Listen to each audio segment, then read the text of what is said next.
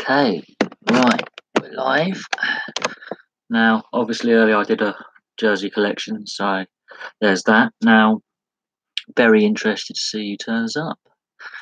Right. I'm actually more nervous about this live stream than the last live stream, but there we go.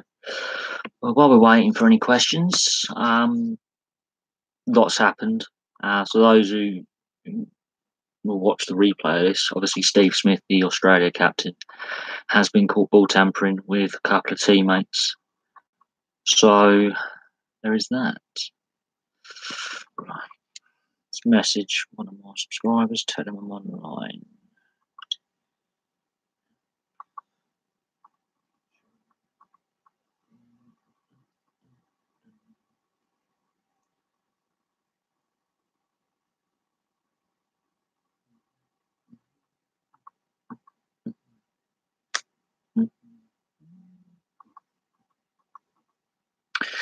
One thing I've learned from my last live stream, do not have live music on because you'll end up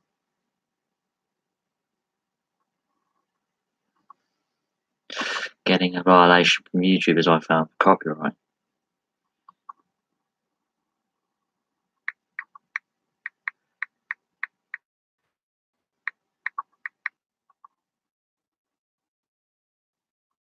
So bear with. Okay, what questions have you got, Kemal? Because you're the first one in the lobby, so I'm interested what you have to ask. So,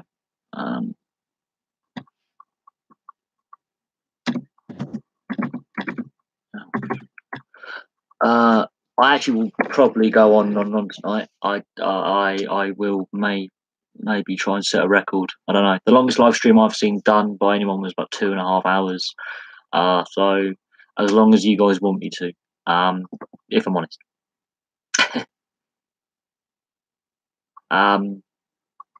But yeah, so as long as you want me to. Oh yeah, now this is something I want to talk about.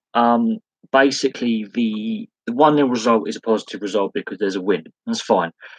The problem is this England side is set up for the counter attack, and the way they're playing for most of that game. Okay, it is a friendly, so we have to take that into consideration. But the way the side was set up to play was set up for counter attack. They tried to play through Holland. The goal came from a counter attack. All that possession and not a lot to show for it. It's not good enough. To be honest, if they're set up for the counter attack, that's how they should play. That's what will hurt teams because of the pace we have. And the fact that Jamie Vardy didn't get a touch on the ball is not Vardy's fault. No one was actually getting him involved. It's not his job to come, although he does track back well, it is not his job to track back into the England half regularly. It's his job to be on the shoulder with pace, attacking the long ball. So England's performance, a lot to be desired. I was actually falling asleep watching it. Then I went to the pub. But that's a very good question. I'm surprised no one messaged. Well, obviously the last live stream was the day before, but I'm surprised England performances haven't been brought up more. Gareth Southgate has got some muddled thinking, and the players have muddled thinking. But very good question. Obviously today it's all come out. What's on a different sport? The Australian ball tampering in the cricket as well has come out today, and Steve Smith, the Australia captain's been dropped for the next game. Fines have been issued, and that's a bit of a talking point. So I wouldn't be surprised if people start asking questions on that. But yeah, next question would be great. Get the lobby going. How far do you think we can go in the World Cup? Personally, I don't know how far we can go. I mean, the group, the only difficult game I can see on paper is Belgium, but the fact we're set up to counter attack and not pass through teams, Panama will be a pain in the backside. I think Panama could be a game where England slip up simply because the way we have been playing and the way we're set up to play is for counter attack, and I don't see Panama being that expansive in their play. So on that point, I think it could be just as bad as what happened in the Euros, which is unfortunate, but I think that's what could happen. We're not set up to pass through teams. We are set up to counter attack. We have to draw them onto us and use our pace when the game breaks down. to attack them with the pace on the wings, and then get someone. Harry Kane isn't fast enough to work the counter attack role. He's too slow. He's good to have link up play, but he cannot be the player like a Jamie Vardy on the last shoulder running behind. He just doesn't have the pace. So I don't know how that's going to work with the side either. But that's a very good question as well. I don't think last 16, maybe. At a push second, yeah, maybe. But at the same time, we don't know. We don't know what could happen yet. There are still a lot of games to play in the regular season. Injuries could occur, suspensions, retirements, etc. We just don't know what could happen.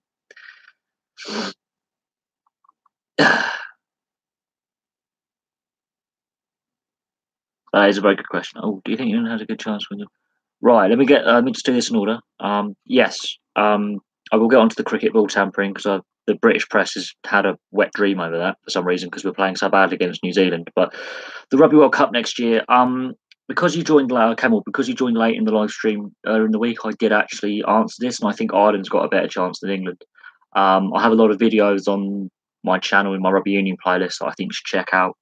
But with what's happened now, it's good that the mistakes have happened in the Six Nations now rather than Six Nations next year. There is time for Eddie Jones and the RFU to fix the issues that are there with England. And the same with Wales, the same with Scotland, the same with Italy. France is a different story. But Ireland are the best bet from a Northern Hemisphere side for the World Cup next year. I don't think England can win it, no. Quarterfinals would be an improvement on last time.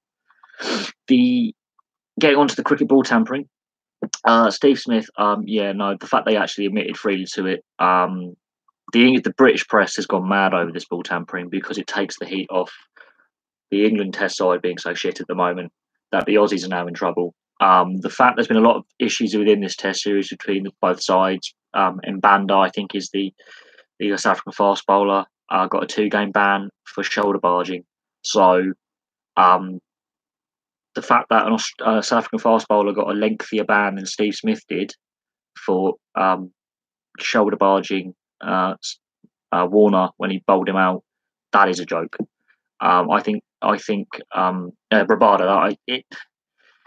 The fact that he got a 2-game ban for something that, okay, admittedly is foul play and is against the code of conduct in cricket and against the spirit of the game. He wasn't cheating though. He was not cheating either to lose or to win, which is match fixing. These guys are deliberately tampering with the ball to gain themselves either advantage or disadvantage depending on how you look at it. Cape Town is renowned for being a difficult wicket. So to tamper with the ball to either put a bit more adhesive on it or to strip off some of the leather covering of the ball or damage the seam is a disgrace.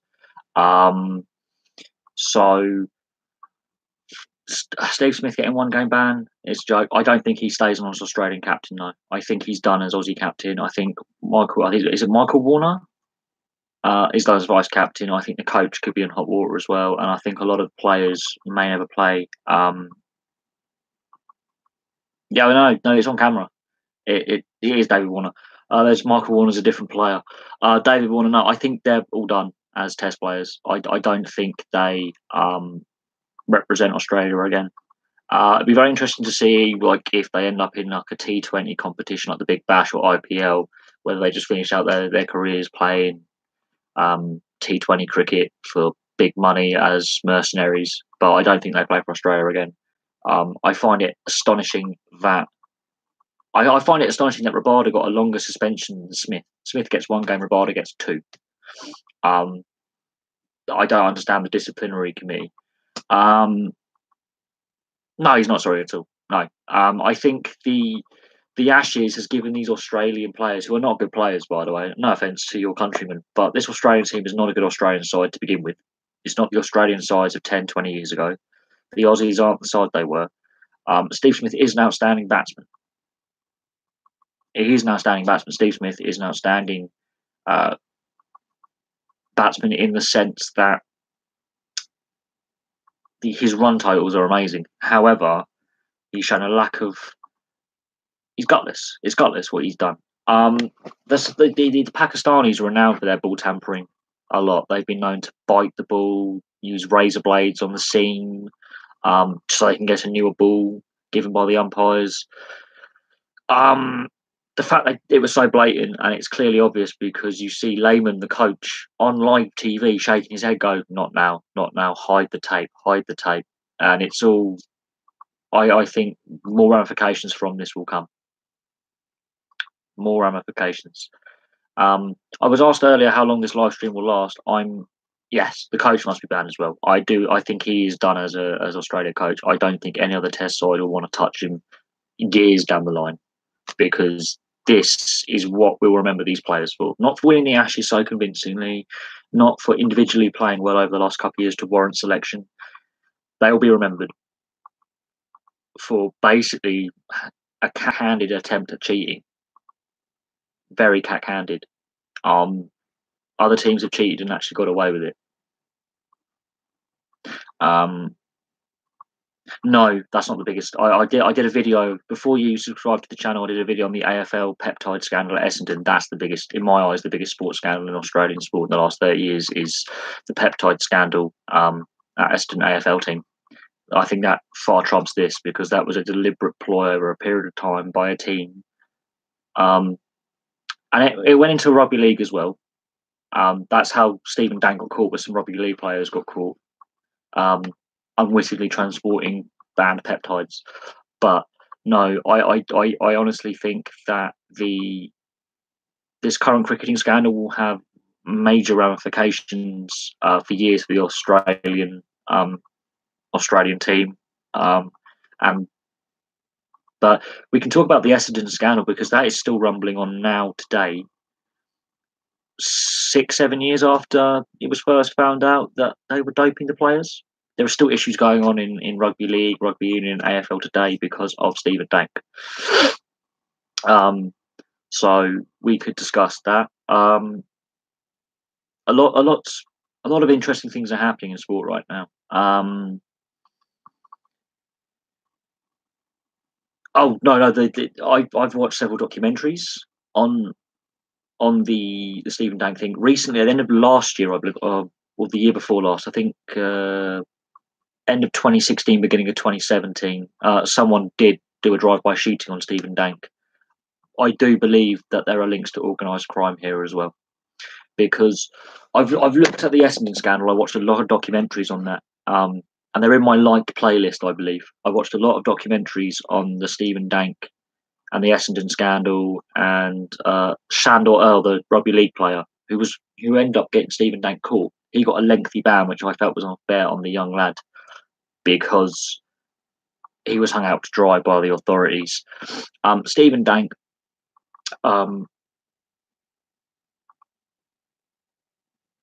someone tried to kill him basically in a drive-by shooting. There was also an attempted car bombing on him as well, I believe. Now, Melbourne and Sydney gangsters have been having a gang war for years. It's quieted down, but at the time Stephen Dank was doing what he was doing, the Melbourne gang war was in full swing and had just reached its peak. So I wouldn't be surprised if organised crime is involved with what happened at Essendon. I also believe there could have been a car bomb as well, a defused car bomb that didn't go off. But I do believe organised crime is highly, highly involved in the whole Stephen Dank thing, which is worrying, because with the Football World Cup going to Russia this summer, there's big worries about organised crime, match fixing, betting irregularities. We haven't even got the World Cup, and take the political stuff aside that's going on right now. There's far more issues with this Russian World Cup and the Qatar World Cup, and it is to do with corruption. There's a lot of corruption issues. But no, I do believe the Essendon and other related Stephen Dank peptide scandals will have a long-term effect going on for years and years and years. And I don't think we've heard the last of it. Not by a long shot. Not by a long shot. More will come out on that. South Africa. Right. Well, the thing is, obviously, if you notice with the press interview with Bairstow headbutting Bancroft in the Ashes, those two sat in exactly the same seats in the media room. Steve Smith on the left, Bancroft off the right. They appear to be pretty matey. I wouldn't be surprised if the ball tampering was hatched by one of the players. The captain is involved in that. The leadership group, obviously, this is all. I think the leadership group of the team, or a big core of the team, would have known what was going on.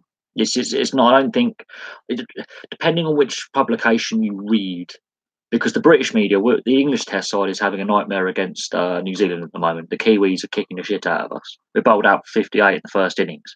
It takes the heat off our players. The British media have just jumped on this. Now, I know the Aussie media will cover it anyway because it's your national side, but we have no interest in what Australia do in South Africa unless you are just a pure cricketing fan, which I am a fan of cricket, but I'm not a pure cricketing fan, as you can see by what I'm wearing and the channel I do. But the British media have gone on it as well. They've devoted pages and pages to it. We're talking. Well, here's the thing. There's been ball tampering allegations before. There's been when Pakistan were done for match fixing. I do believe they did call off the rest of that Test series. I do believe in England, but this Test series between Australia and South Africa has been dogged by controversy from the first Test, with Rabada and other issues between the two sets of players. I think what the Australians have gone and done is take that step too far. And I've heard of ball tampering. I've seen Pakistani players bite the ball before. The Pakistanis and the Indians are renowned for ball tampering. The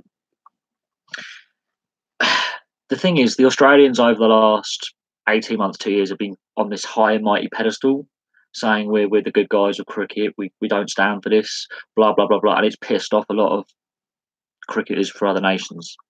Now the issue now is, why is it that Steve Smith gets a lesser ban than Rabada for a shoulder barge when he's bowled out Warner? I don't understand this. I don't understand. Yeah, okay, disrespectful from Rabada to the Australian player, but why is it that Steve Smith's ban for cheating and being caught cheating to gain an unfair advantage is less? Rabada clean bowls his opposite number. He's obviously pumped because he's that type of player. He's got a few demerit points for it. Yeah, this is where I don't understand the discipline side of it. It's the same in all sport, and I don't know, like, because you live in Melbourne, so I don't know what your local paper is or your local radio station, but I bet you they're blowing up right now. But I do want to go into other sports than just cricket. But I understand, as an Australian, you are really pissed off with your team, and rightly so. There are more subtle ways of doing it. There are more subtle ways of cheating in Test cricket, such as the foot marks for the spin bowlers bowl. Make sure your bowlers change their run up to land in those foot marks, so then the spin bowler can get more spin, off spin or leg spin, depending on where the foot marks are.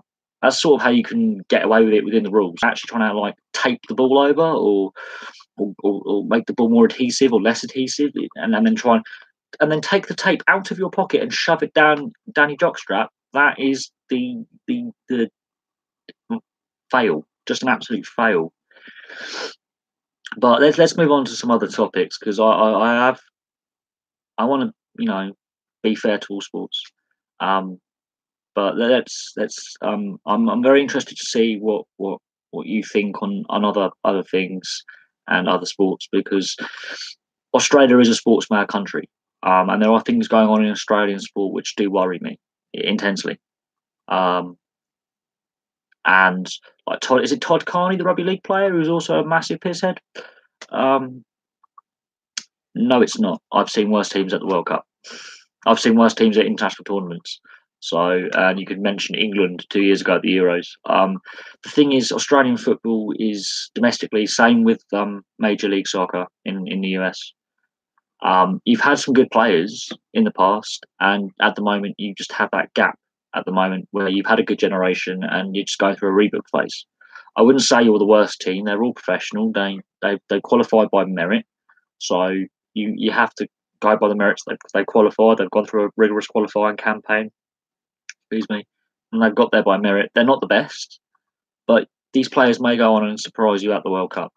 You may find a young Australian player does what Tim Cahill did 4 years ago and scores a wonder goal from 35 yards, and then people sit up and take notice. It's not the best Australian side in the world, but at the same time, you have to remember a lot of the good Australian players retired all at the same time. So it's all about player development at domestic level, and that's an issue that I think Australia need to look at. The same with the US as well. I had a question in the last live stream about how you would make US better. The thing is, Tim Cahill's nearly 40. Mill were the first European side to give him a break. And he obviously plays in that FA Cup final against Man United back in, I think, 2003. I think he wants to run down his career at Millwall, retire, end of the World Cup. I think that's his plan because he is quite a loyal guy, if you think about it. I don't always agree with some of his antics, but he is quite a loyal player. I mean, Everton as well. He was very loyal to Everton. He could have left Everton at multiple times to go somewhere else in the world. He stuck out at Everton for a long period of time. But bearing in mind the league Mill will play in the Championship is a very competitive league where he'll be playing hard minutes, and he'll be getting regular game time. Where if he was to be at any other club, he might not, or any other league, he might not. The issue is you just haven't got the depth that you had 5-10 years ago. Your Badukas, your Harry Kills, they've all retired, your Schwartzers. So you're trying to compete with what future does Harry Kill have as coach? Well, the thing was, for a while at Crawley, he was looking like getting sacked. It took him a while to settle into coaching. The thing is, if he gets like a promotion for Crawley, that's when he gets headhunted. The fact he started badly and had a wobbly start, other teams will look at it and go, okay, he took a while to adjust to coaching a new side or whatever reason, and he nearly got sacked multiple times early on. But he's turned it around. The team have bought into what his ideas are, but he's a young coach. I think if he's rushed too quickly into a bigger club, be it in the UK or abroad, that could do him more harm than good. But he was a great player, and I have seen him play. He was a very, very good player at both Leeds and Liverpool. Amazing player. Terrible run with injuries, though. Terrible run with injuries. I'm just going to quickly message another subscriber to let him know that the live stream is on, because he said he would join in. I want to have more than one person. Israel Folau and AB de Villiers. I did a video on Israel Folau. AB de Villiers, he could probably play in baseball. I'm not sure what position in baseball, but because of his batting style, I think that helps. I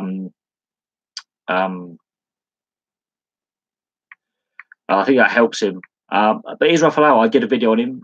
The fact he's played the three main codes of footy, as you would call it in Australia, in the AFL, the NRL, and Super Rugby. I think I'm not sure if any other athlete in Australia has done that professionally. I wouldn't be surprised if amateur level a rugby union or rugby league player has played the rugby league and then Australian rules full. But Israel Folau, I think, is the only person I could find on the internet, at least in my lifetime or your lifetime, because I think I'm assuming you're a lot older than me because you mentioned the 70s, so we'll go and add 15 years. I'm assuming Israel Folau is the only professional athlete to do that. What I find funny is, though, his scoring rate in rugby league. His scoring rate in rugby league is basically a try a game. My maths isn't great, but I've worked out it's roughly every game he would score a try. He does really well at Melbourne and at Brisbane, and for some reason he decided to go to Greater Western Sydney in the AFL, probably for big money. He only plays or got 11 games in the AFL.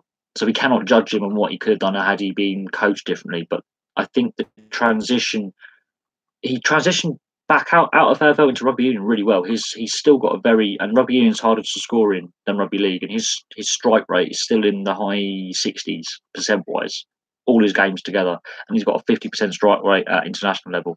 But I'm amazed that he's the only one to do it, or to attempt to do the 3 codes. But I'm hoping you can prove me wrong and tell me someone else has done it, because I'm surprised more athletes in Australia haven't. I'm very, very surprised, especially with AFL being the dominant sport in Australia, being the most popular. If admittedly, because it's played all over Australia at the highest level, I'm quite interested on that one. But it is what it is. What is your favourite artistic sport? Like ice skate. I have a few friends who used to ice skate through the British Olympic system, and I've had a few friends who have ice skated through the British Olympic and the regional system over in the UK. But if you're talking about artistic, you'll have to go for like snowboarding or skiing, the ski jump, or snowboard cross, or something. The big air, where they actually have to do these big, like I watched the Winter Olympics, all these big trick event sports where if they get it wrong, they get it wrong. When they get it right, it's just amazing to behold. The ski and snowboard half pipe. No, it's most of these artistic sports are all winter sports as well. But I mean, when it comes to extreme sports, I'm a big fan of motocross and supercross as well. So I have got some friends who do gymnastics and have done gymnastics. I would have to admit that each sport has its merits, its pros and its cons. What annoys me about some of these artistic sports is how they work out the judging scores. Because I don't know how they work out what trick is more difficult than the other. But especially in the extreme winter sports, the athletes are pushing the boundaries year on year, and they're getting to the point where they're doing some crazy tricks. And there has to come a point where you have to go, this is getting stupid. But I do like watching them for the simple fact that these guys and girls are mad enough to do it, and how they do it. But very interesting question. I wasn't expecting an Aussie to come out with something that was winter sports based. UK sport in my lifetime. Ooh. Well, I mean, I've been living in the UK now since '91, and I was born in a British military base abroad. But in my lifetime, there's been a few. I think there has been a non-league football betting scandal, alleged match fixing. Dwayne Chambers, drugs cheat sprinter, got caught doping. There's been a few of them. There's been a few athletes caught individually, not necessarily state sponsored, but individually doping. There's been a few. I don't really know. I think I was born a few months after Hillsborough happened, and my dad was a Liverpool fan, so that had affected my dad's outlook on certain things. We've had the Grand National that wasn't due to the bomb scare, the bomb threat in '97. I don't really know. I mean, there's a few small scandals, but there will be a big one come out very soon. I think with what Sam Allardyce did as England manager with that interview was pretty damning. And Mike Newell, the ex-Luton Town manager and ex-Blackburn Rovers player, so my team, he mentioned when he was Luton Town manager, yeah, I have got books. I've actually got books on football. I've got some books. These books here, they may chart the history of football bias in the UK, but it does mention the Bradford City fire, I believe, in this one, and I believe Hillsborough is in this one as well. Yeah, Hillsborough and the Bradford City and the Hazel disaster are in this book. But the biggest scandal in my lifetime, so we're talking '89 to present day, there's been a few small scandals. I think football definitely has got an issue, but recently we've seen a lot of snooker players come under suspicion. So Stephen Lee getting done for match fixing. and betting offences.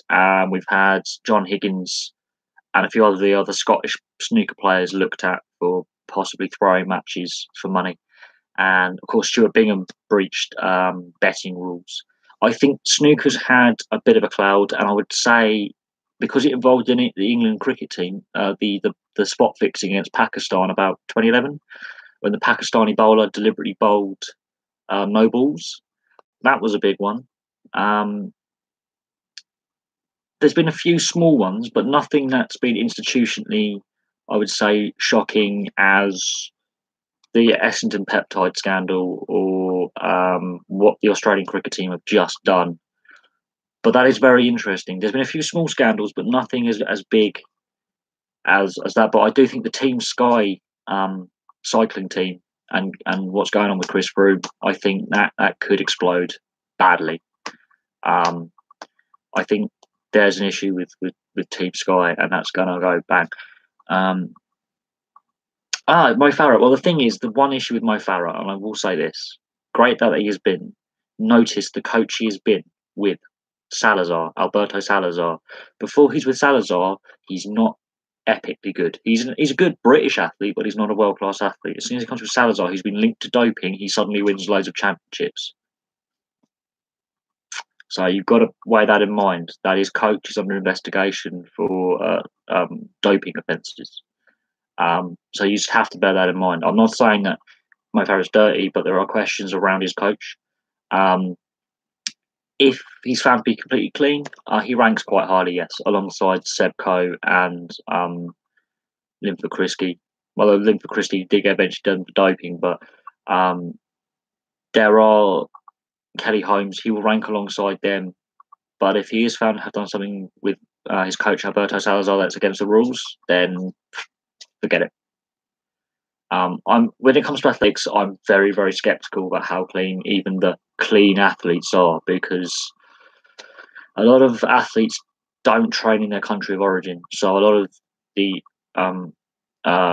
British athletes train abroad, and therefore the supervision from UK athletics is minimal, which is a problem. I don't know what it's like for the Australian athletics. Here's a problem. The UK is just, unfortunately, Sky Sports, which is owned by your guy, Rupert Murdoch, and BT Sport, which is owned by idiots. We have a couple. We do have the FA Cup football, the Challenge Cup Rugby League, the Rugby Union Internationals in the autumn, and the World Cup. Not enough is the answer. I would say about 30%. I honestly believe that free-to-air should be the way to go to keep TV relevant, because people my age group are, that's gone. No, not anymore. That's been sold off. As soon as we won the Ashes in 2005, the ECB got greedy and sold off Test cricket rights to Sky. So, don't have it. I can only get crappy highlights. That's it. As soon as England won the 2005 Ashes, the ECB got greedy and decided to line their pockets rather than. Where did most of my YouTube audience come from? Interesting. That's a very interesting question. People tend to hide their gender. So I know you guys are blokes, but a lot of girls will tick their men. They may also lie about their age. So a lot of younger YouTubers may say they're 18, 19 so they can get monetized when they shouldn't when they're 13, 14. You can't hide where you're from, though. I've got a lot of viewers from Australia, New Zealand, the US, Canada, and UK and Ireland. And in Europe, I've got a subscriber from Italy. I have a subscriber from Finland, and I believe I have some subscribers from Germany as well. I've had most of Europe has watched the channel. I've got a lot of viewers in Europe. So outside the UK and Ireland, Italy and Finland are quite. The thing is, it's a strange one, because we've both fallen afoul of the new monetization rules, because I've looked at your channel and you don't have enough subscribers like me. However, I was monetized because I signed up to the monetization. I've got to find my monetization letter. It's over here somewhere, and I'll dig it out and for the next live stream, and I'll go through it. I'm not going to go through my paperwork tonight. But all you have to do is give over your account details. You just have to give over an account details. It's up to you to then declare your tax, I believe. But I never got a paycheck from them, because I didn't earn the first payment threshold to get paid, because I wasn't monetized long enough to gain the money. That is a non-sports question that's very interesting. But back to the audience one, I've got a lot in Europe, but North America and Australasia are quite popular as well. Very popular in Australia and New Zealand.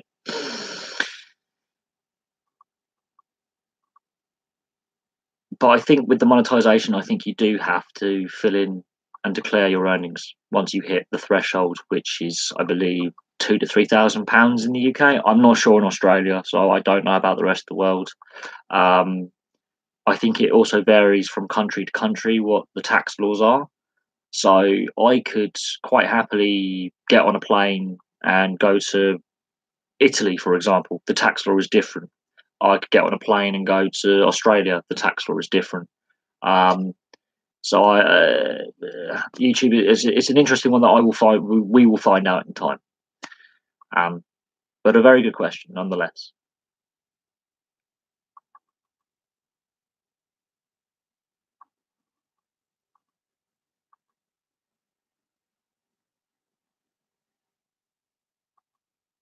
Any other questions? Because I want to keep this one. I want to keep this going for like a lot longer than the last live stream. I do want to keep going for a couple more hours yet. But very interesting what has come up so far. Ooh, when am I aiming to hit the 1,000 subscribers? Well, this week alone, I've had a lot of. I had 3 subscribers add themselves during the last live stream on Wednesday, and um, and to be honest, the rate it's going with the amount of subscribers joining, I've had another one join today.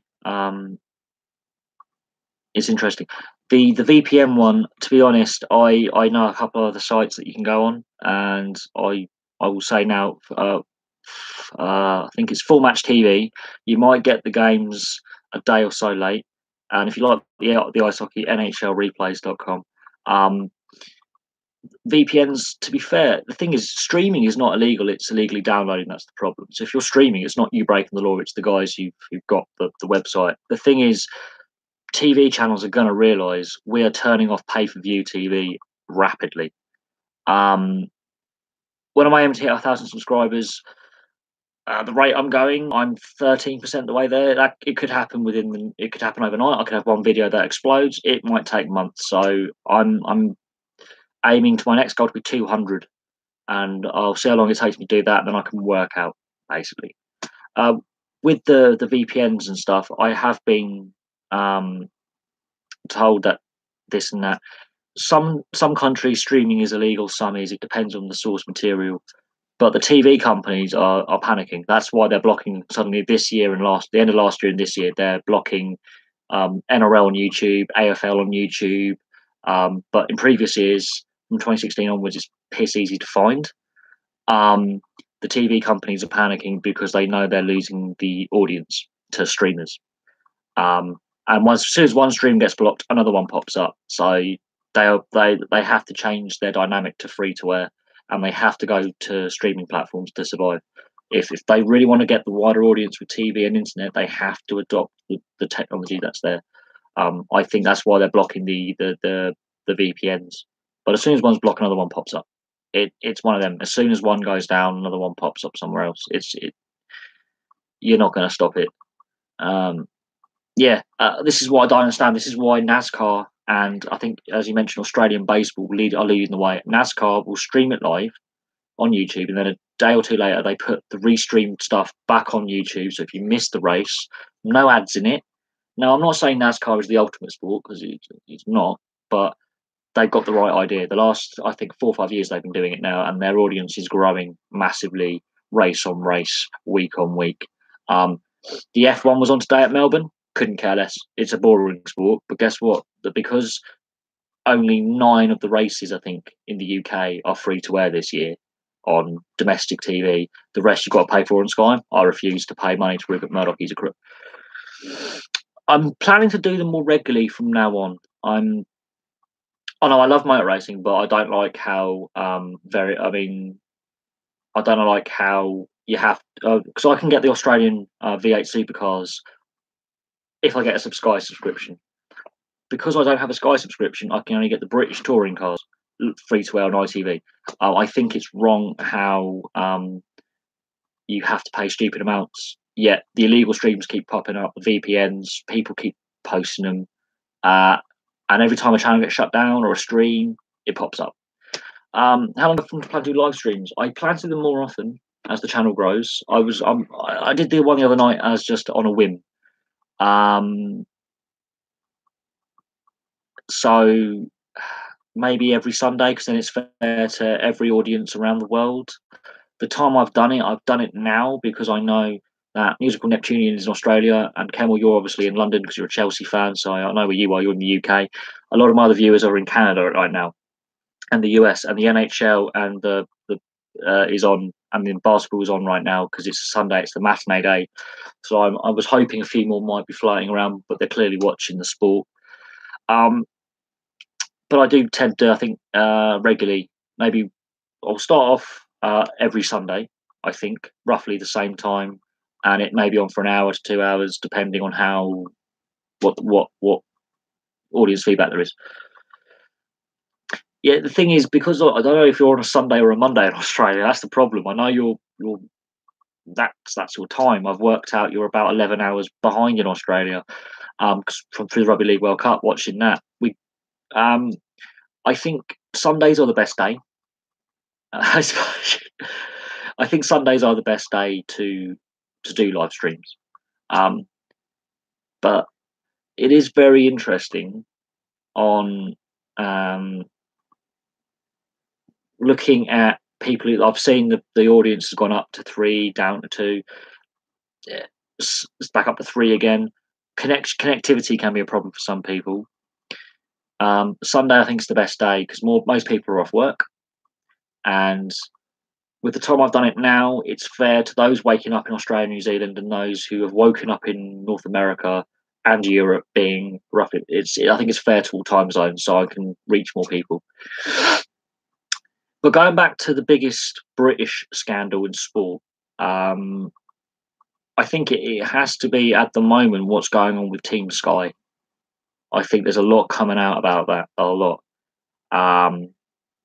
Followed closely behind by, I would think, what Sam Allardyce said at that business meeting when he basically said how we could get around transfer rules illegally. But there are several small little scandals where there's been individual athletes or an individual team do something silly, or an individual group of players. But there are some. I've stopped watching cycling since. Lance Armstrong has destroyed cycling. The reason why Floyd Landis got caught before Lance Armstrong is Floyd Landis was going to spill the beans on what Lance Armstrong was doing, and Armstrong basically hung him out to dry and covered his own tracks for a couple more years. I think what Lance Armstrong has done, and other cyclists before and after, especially after, it has damaged that sport irreparably. Sky Sports, I refuse to pay Rupert Murdoch money. I think Sky Sports. The issue is this: if you look at what happened to Setanta, okay, and this is what's going to happen to BT Sport because BT Sport is not getting the viewership. Setanta failed because it was trying to compete with Sky Sports. The thing is, people are turning off Sky Sports. And I'm not saying this to say, oh, yeah, this is my version of it. People are slowly, less and less people are getting Sky subscriptions, less and less people are buying into it because the younger generation for the most part, are streaming. BT Sport, I think, has realised this very early on by putting the European, both football and rugby cup finals live on YouTube. So I got those streams last year. I watched all the cup finals on BT Sport free to air on YouTube last year. I think Sky Sports needs to go. We need to either go free to air and streaming, or they're fucked long term. People are not at the moment. There's too much squeeze on people's budgets. The economy is not as good as it was 10 to 15 years ago. And loads of people, when they watch Sky Sports, they're watching it down the pub. The pub pays for the subscription, so they may get thousands of viewers. They're not getting the money. And for $7.99 a day, I'm not paying. That's what it works out to. And then you double that for Sky Box Office for the boxing. No thanks. When I can go down to my local pub and all I've got to do is buy a pint for £3.50 and I can watch the Sky Sports for free. Also, I don't like their reporting or their commentary. It's tacky.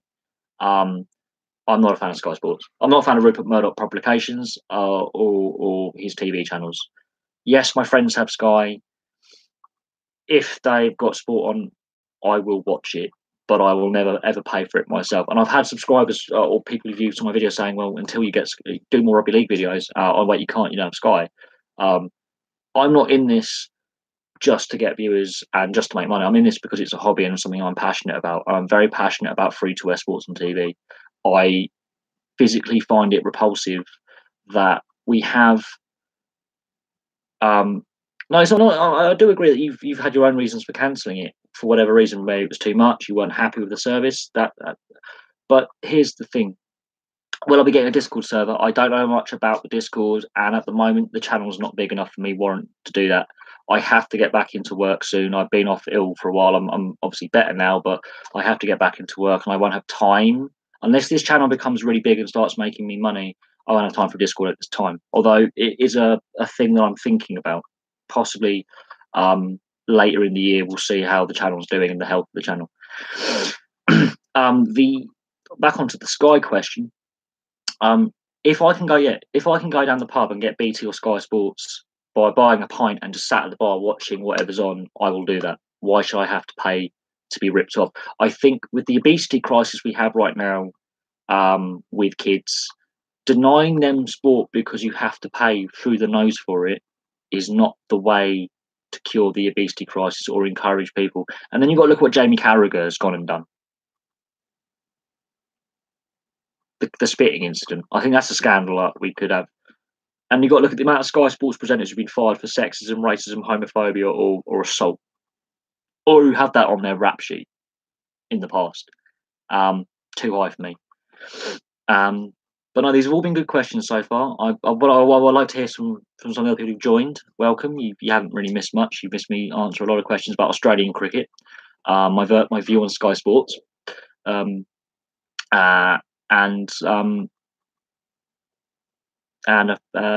sporting scandals. But I'm very interested to hear what people who are watching have to ask me. The guys who've been asking questions, you guys have been brilliant again. Kemal and Neptunian, you guys have been brilliant. But I'm interested to see what the other viewers want to ask as well. And I don't want to just blabber on about Sky Sports all night because I think everyone will get bored. But on the Discord server, that is something for the future, possibly. Yeah, let's let someone else have a go. So if anyone else has any questions or any more questions, please place them. I'm actually aiming to keep this live stream going longer than last time. Last time we did 2 hours and 1 minute. Let's try and push it to 3. I want to see, because you guys last time, and for anyone new, the sports knowledge you guys had and the questions you had were really, really, really good and really interesting. And I love answering your questions and having the interaction. It's brilliant. So what made me stop my YouTube? I think I answered that in the last live stream, but I'll answer it again. I was recovering from a couple of motorcycle accidents, and I had a friend recently pass away not long before that. And I was at work at the time, and I was a bit frustrated with how things were going. And I started a vlog. And then when Neymar moved to PSG, that was the first sports video that got me double digits in views. And then with Mark Sampson, the England women's football manager, having his scandal, I think that's another scandal that British sport has had, the racism and bullying scandal. That was the first video to get over 100 views, and so it sort of went from there. And I focused solely on sports from, I would say, July, August last year. But I had the channel earlier on from that. It started out as a personal blog, but anyway. Who are your 3 teams? I get asked this a lot on videos I do. And I'll get to the views on the YouTube video in a bit.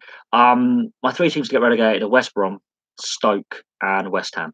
They're my 3 teams that I think will get relegated. I think West Brom have got Adam Pardew, for all his merits as a manager, what he's done in the past. It's wrong man, wrong club. They just don't mix together, and the club is in a mess off the field. Stoke, Paul Lambert, he's a crap manager. Trust me, as a Blackburn fan, I know. And I think West Ham, what's going on, that club's in a perfect firestorm. That club is in a mess on and off the field as well. They're the 3 most, they're just rotten clubs at the moment, behind the scenes. The fans are brilliant. It's behind the scenes what's going on, it's killing those clubs. The most amount of views a video's got, I think, is 3,500. I've got a popular videos list. That's my most popular view for viewership. I think 3,500, 4,000. And I got that in November. I've got 2 that have hit over 3,000. I've got a couple over 2,000, and I've now got a load that have gone over 1,500. So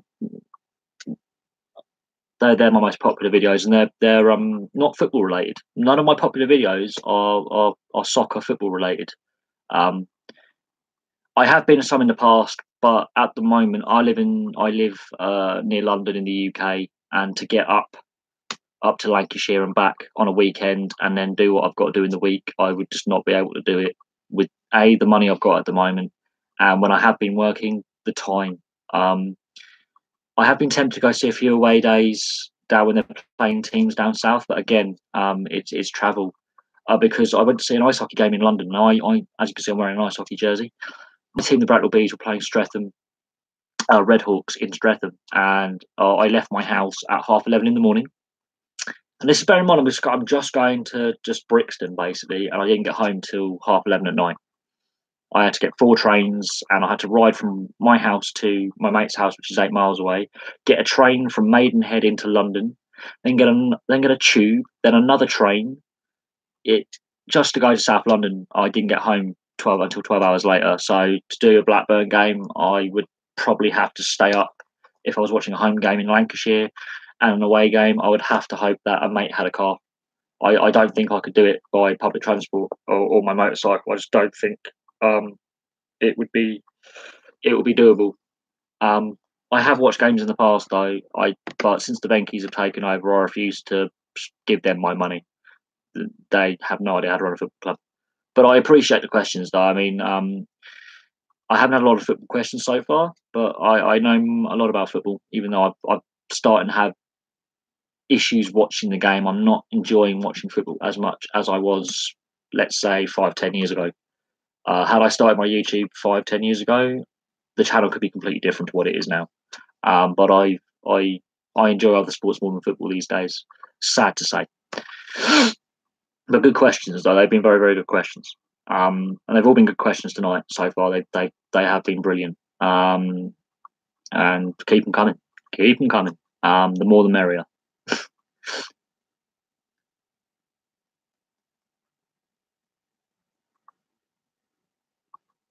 What are your views on the current state of? Right now, I've done a lot of videos on Newcastle United, and a lot of Geordies, people from Newcastle, have actually loved my take on them.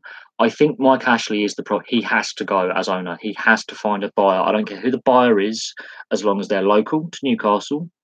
Maybe a fan takeover or a consortium of wealthy fans, because at the moment, with what's happening, the Amanda Staley deal fell through. Now, when you have negotiations, that has to be compromised. She was the only one to table an offer that got past the informal stage. It was a formal offer. And we've heard nothing now for 3 months. He hoped to get it done before Christmas. We've heard nothing for 3 months. That's worrying. The fact that Newcastle United also are under a tax investigation, and I've done videos on this early in the channel's history, last summer, because there's an issue with the Jemba Bar transfer. Okay, the issue's there, right? West Ham buy Jemba Bar from a French club. I forget which French club it was. Newcastle then buy him. He ends up at Chelsea. All 3 of those clubs were involved in a tax fraud investigation. So there are issues that are just worse than Mike Ashley being a wanker. He may have financially saved the club in 2007, but the club have got worse under him. And he's asking for too much money for a club that is not doing well right now. Admittedly, they're doing better than some fans predicted. Rafa Benitez has stayed longer. They thought he might go with the failed takeover bid. But this is one of the reasons why I've stopped watching football, is because the fans, the sports fans, have no fucking say in how the sport is run. None. Very few clubs have fan involvement. Exeter City, ironically, also who play at St James's Park in Exeter, are owned by the fans. Until Blackburn was sold to the Venkies, the Walker Trust, which also had fan involvement, owned the club. We need more of that, less of these playboy owners who don't give a toss, because most of them are not from the local community the club are based in. Barcelona. I think Barcelona win it. I don't think Man City have the defensive capability. They look very suspect defensively. I think that's going to be Barcelona. I just, for some reason, I think Barcelona.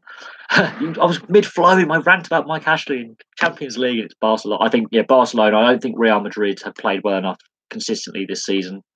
And the Liverpool Man City match up. I think those sides will batter each other, and it'll be a high scoring affair between Liverpool and City. It will come down to the away goals rule. Who will get top four? Well, we know Man City are basically odds on for the title. They have to have a catastrophic mental collapse, which has just never happened before for the gap that big. I would say Liverpool, Man United, Tottenham, Arsenal, and Chelsea will miss out. I'm sorry for Chelsea fan. No, Cameron, you're a Chelsea fan, but I think with Abramovich's lack of let's keep a manager for 5, 6, 7, 8 years and let's keep sacking the managers, it's eventually going to kill the club. Because the thing is, this is what worries me about English football right now. A lot of these clubs have a large amount of debt, and now the clubs are run as separate businesses under a business empire of many owners. Manchester United have exceptional debts. Chelsea have a lot of debt. Man City have exceptional debt. And the worry, especially with Chelsea, they don't own their stadium.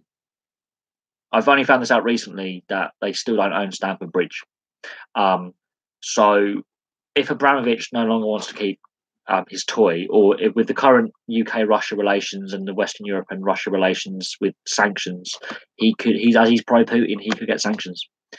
I try and keep politics off this channel, but the politics at the moment between the Western world and Russia, I do fear for Chelsea long term that might come under the sanctions because it's a business owned by Abramovich, and Abramovich is pro-Putin.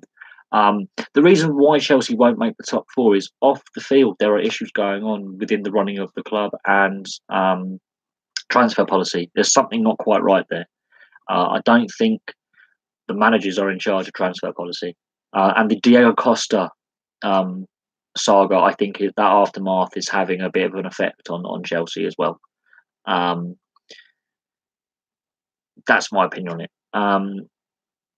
But again, it's interesting. I was looking at Owen Cantona. Yeah, I can tell you're a Man United fan. I'm assuming Justin Brown, you're a Newcastle fan, and I know Kemmel is a Chelsea fan because I've watched some of his content on his channel, and it's just a fan channel. It's a good fan channel as well. So I'm looking at 3 Premier League fans here, and it's interesting the questions you're asking. It's very, very interesting. The thing is, I'm actually old enough to remember when Eric Cantona did kick that Crystal Palace fan in the head because Blackburn won the title that year in '95. He got a 9-month ban. That was a big blemish on an otherwise excellent career the player had. And I can't believe the manager of Sheffield Wednesday. I know you're a Huddersfield fan. And what worries me about Huddersfield is you've shut your academy down and the FA have done nothing to help you. But the Women's Super League, all clubs, if they wish to remain professional, must have an academy. But they're not helping out Huddersfield when they can't afford to keep theirs open because the big clubs, being greedy, pinch their players because they can offer them more entry-level contract wages. There's got to be a salary cap. I believe the Football Premier League has to go down a salary cap system. I think football in general has to have a salary cap system because I don't know where this money's coming from. These players' wages are far too high and the fans are getting ripped off because I'm very interested to see how many people who are football fans who support their clubs like I do actually go to games because they can afford to do so. The FA did a survey and found out that the average football fan is 41, middle class, and earns over £35,000 a year. So I'm 28, I'm working class, and at the moment I'm out of a job. Interesting. It may never be broken. If it gets broken, then I think football's gone mad. To be fair, Neymar's transfer fee is far too high for a player who is great, but he's won no international tournaments. He's won domestic trophies, but Brazil have not won the World Cup with him. So the thing is, the issue with the transfer market is not just Neymar's transfer, but Gareth Bale's transfer, Ronaldo's transfer, Andy Carroll. Remember him? Yeah, stupid money played for a guy who never plays because he's just a fat lump. He was good at Newcastle, and it's all gone downhill from then. Some of these players are going for money that is insane. Aymeric Laporte, Virgil van Dijk. Look how much has been paid for these players. And I ask you this. I say to this. individual talent is one thing, but teamwork is something else. And I'm having this discussion on a hockey channel with the NHL draft. And one guy said, "But the draft is there to help teams." Yeah, see, another viewer saying they've fallen out of love with the game. They watch lower league football. The thing is, lower league football is struggling also to stay afloat because the TV deal is so unfair. And the new TV deal, there's still 40 games of that the first Premier League season up for grabs. Free to air TV, please. One a weekend, please. Yeah, that's what they should do. BBC, ITV, Channel 4 and Channel 5 should go, we'll take a few games each. Why aren't they? Well, allegedly, but Sanchez, I wouldn't say Sanchez is worth 100 million. He can barely be asked to talk to his teammates at Man United. He's an egotistical wanker who only cares about himself, and he's not actually that good. Salary cap. Other sports do it because the NHL had a player lockout and a whole season got cancelled in 2004, 2005. Now, I know a lot of you guys are not ice hockey fans, but seriously, go on Wikipedia, type in the 2004, 2005 lockout. What happened was salaries were out of control. The players got greedy, the owners got greedy as well, but there was a problem. TV revenues and gate receipts were falling. They kept raising ticket prices. Fans were getting more and more pissed off. So what the players and the owners do? They refused to compromise. A season's lost. There are issues where other sports have realised they have to keep costs down. Rugby does it in both league and union. I'm not sure about cricket. Over in America, every sport has a salary cap system. In Australia, the NRL has a salary cap system that is actually regularly breached because it's designed to have a draft, but there is no draft for legal reasons, But there is a salary cap system in place. The AFL has a salary cap system. Super Rugby, I believe, has a salary cap system. The thing is, the Premier League is no longer the greatest league in the world. I think the quality is not what it was 5-10 years ago. I think we've actually gone downhill. I really do. I don't think any league can call itself the greatest league in the world because some leagues are so uncompetitive. Okay, so the A League does. So a football league outside of North America, a soccer league, the A League in Australia has a salary cap system. Why can't the Premier League follow the same path? Because Leicester City are actually a medium-sized club. They won the Premier League through teamwork, not through transfers. Let me just make that clear. They didn't sign a big player. All those players were signed when they were in the lower leagues, most of them. Jamie Vardy came from Fleetwood Town. The thing is, under EU legislation, I've done a video on what effect Brexit will have on sport, and people said I couldn't give a toss. I said, one guy wrote, I couldn't care less. So what? I said, are you a sports fan? He went, yeah. So you're watching my channel? He went, yeah. So what happens when your star French player or your star Italian player has to get a work permit and he fails to get a work permit in time? There has to be some kind of salary cap. I don't think the EU will allow it at this time, but there has to be. Without it, football becomes too expensive for the average fan because the ticket price, according to the FA, has stayed stable for 3 years, which guess what? In real terms, it hasn't. It's gone up. It's bollocks. Ticket prices are too high. And young fans are getting turned off watching the sport. Not necessarily. It'll actually mean more young English players get to play. I'm because other leagues have the marquee player rule. So if you look at the MLS, they only have to have so many foreign players. If you look at British ice hockey, there's a limit on how many foreign players you can have. So I don't buy that because the quality will still be there. The thing is, though, you need a salary cap because the cost is spiraling. So when Abramovich, because I know you're a Chelsea fan, and there will come a day where Abramovich will no longer be interested in owning the club, and the club will have massive amounts of debt because it does. Chelsea Football Club as a standalone company will fold. Man United has got too much debt. Man City, some of these big rich clubs are not actually rich. They're only rich because their owners are rich. You take the owner away, they stand alone, they fail. It needs a salary cap. It needs it. I don't know how the salary cap will work, but it definitely needs it because without it, you look at clubs when they get relegated down the lower leagues. Portsmouth were having Premier League wages in League Two because some of the contracts that were signed with some of the players, they have to honour them until the player is sold. Yeah, because the big clubs are greedy and they don't care how much they're damaging the sport, because the smaller clubs who are vital to the success of the game are being put out of business or struggling with administration or liquidation. They don't care. The rich clubs don't give a toss. They're greedy. The sport's got greedy. The players have got greedy. The fans are being ripped off. There's a reason why people,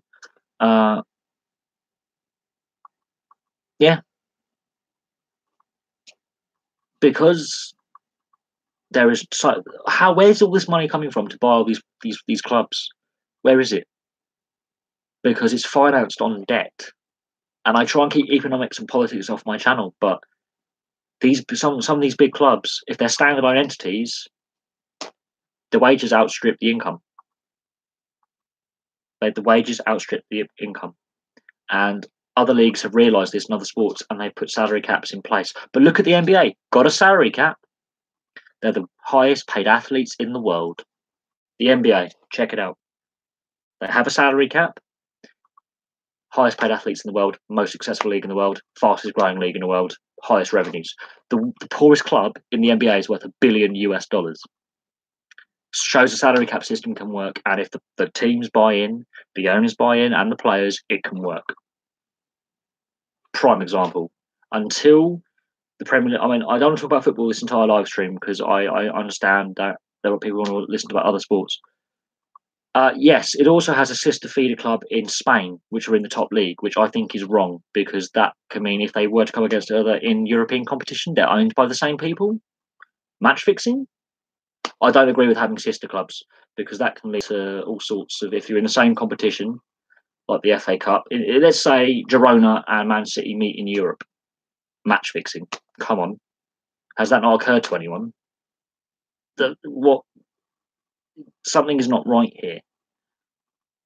Something is very, very wrong. If you have an agreement where the agents go, we have a good report in transfers with another club, that's different. But when you actually start buying shares in that club, that sort of turns into match fixing possibilities there. Spain has a lot of them. No, I didn't watch the Dylan White fight last night. I've completely switched out of boxing and MMA. I've just switched off those sports completely. So unfortunately, no, I didn't. And I'm not paying for Sky, so we've already had that conversation. I didn't. It barely even got into the newspapers, so shows how much the press really give a fuck about it. Really, we're too obsessed with certain sports in the UK that the press completely miss that certain athletes doing amazing things in their sports, and they're getting overlooked, and it's not right. But no, I wasn't aware that Man City had Melbourne City as a feeder club. I think that is worrying. Not because of they're going to come against each other in football competition, but instead of having to develop their own players, they nick them from abroad, which means the Australian talent pool will be drained for the A-League. So the A-League will never develop to be a top quality league because Man City can just nick all the good young players. Man City, for some reason, trying to buy clubs or have sister clubs all over the world. They've got one in New York. They've got one in Spain. Yeah, no, I don't agree with Man City. That Man City have got a network of clubs that are owned by the same people or have interests from the shareholders from the Sheikh Mansour. They've got one in I think New York, I believe. They have Girona in Spain. Are in La Liga. So hypothetically, let's make this hypothetical. Let's say Man City and Girona in Spain play in a European Cup competition, which is interesting. Now, the benefits that the Girona are having, they get to send some of their players down on loan. Yeah, they're all the crap players that Man City don't want in their main side. They'll put all their players out that they don't. Oh, no, you're not going to make the Premier League. We don't want you. So Girona get all their shit players. How the hell are Girona going to go up La Liga and try and compete with the likes of Bilbao, Atletico Madrid, Real Madrid, Barcelona, Espanyol? Come on. It's match fixing. It opens up things to match fixing. No. As Middlesbrough manager, he was crap, and he's got a very muddled thinking when it comes to England, because the England side, looking at the lineup, set up for counter-attack. So what do we do against Holland? We'll try and pass through two banks of of 4 and 2 centre forwards. Boring football.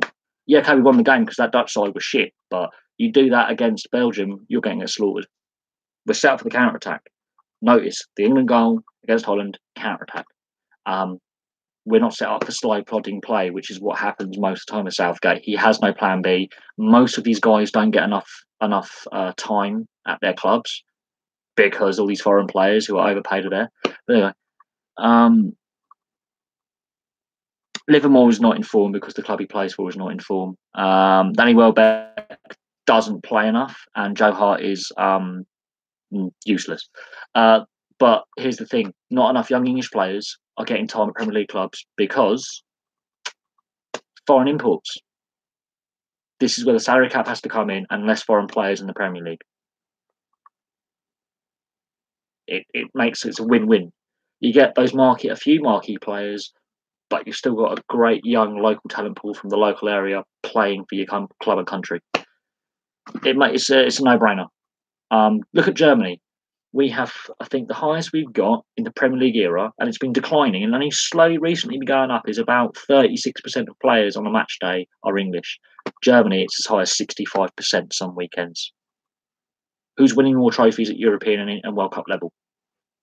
Who isn't? Germany are winning, England are. Simple. Ben Mee, he's had a few issues this season, just defensively, but overall Ben Mee is a good. But he plays for an unfancy club in Burnley. That's why. Look at the clubs that the teams play for that were selected, and look who Ben Mee plays for. And Pope, the goalkeeper, they play for Burnley, not get selected because it's an unfashionable club. As a Blackburn fan, we had this when David Bentley played for us. He deserved to play for England at the time. Unfashionable club, not interested. Lascelles, good young player, but again, not getting enough regular first team time. So it's the whole system is wrong. It's all well and good that the under-20s and the under-17s are doing really, really well. They're not getting any fucking game time at their clubs. Too many foreign players. Too many foreign players in the academies. Too many foreign players actually on the rosters as well. I'm loving all the football questions, but this channel, I would like to cover other sports as well. I'm loving all the football questions, though. It is brilliant. But, the Italian anthem. Italian or Uruguay, they're quite good. Argentina as well. Those 3 anthems are pretty loud and passionate. I think our anthem is dreary and depressing. No offense, but it is. I also like the Canadian anthem as well because I know it word for word. I've been watching too much NHL lately, but I know it word for word in French and English, which is disturbing. I'm not going to sing it for you.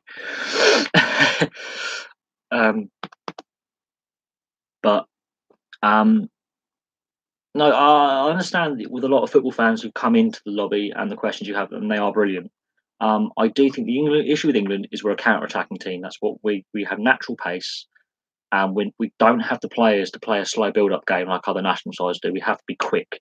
And slow and plodding is a killer. So that's why I think Southgate needs a plan B. He doesn't have one, because he wants Harry Kane to be the no, but as a sport you're interested in, I'm happy to answer the questions on sports trivia, like football history, current football things. I mean, as a Blackburn fan, I'm annoyed our game against Gillingham was called off the other day in the snow when all the Blackburn fans made it down to Gillingham and the pitch was ready and Gillingham Stadium went, no, it's not, you can't park your cars.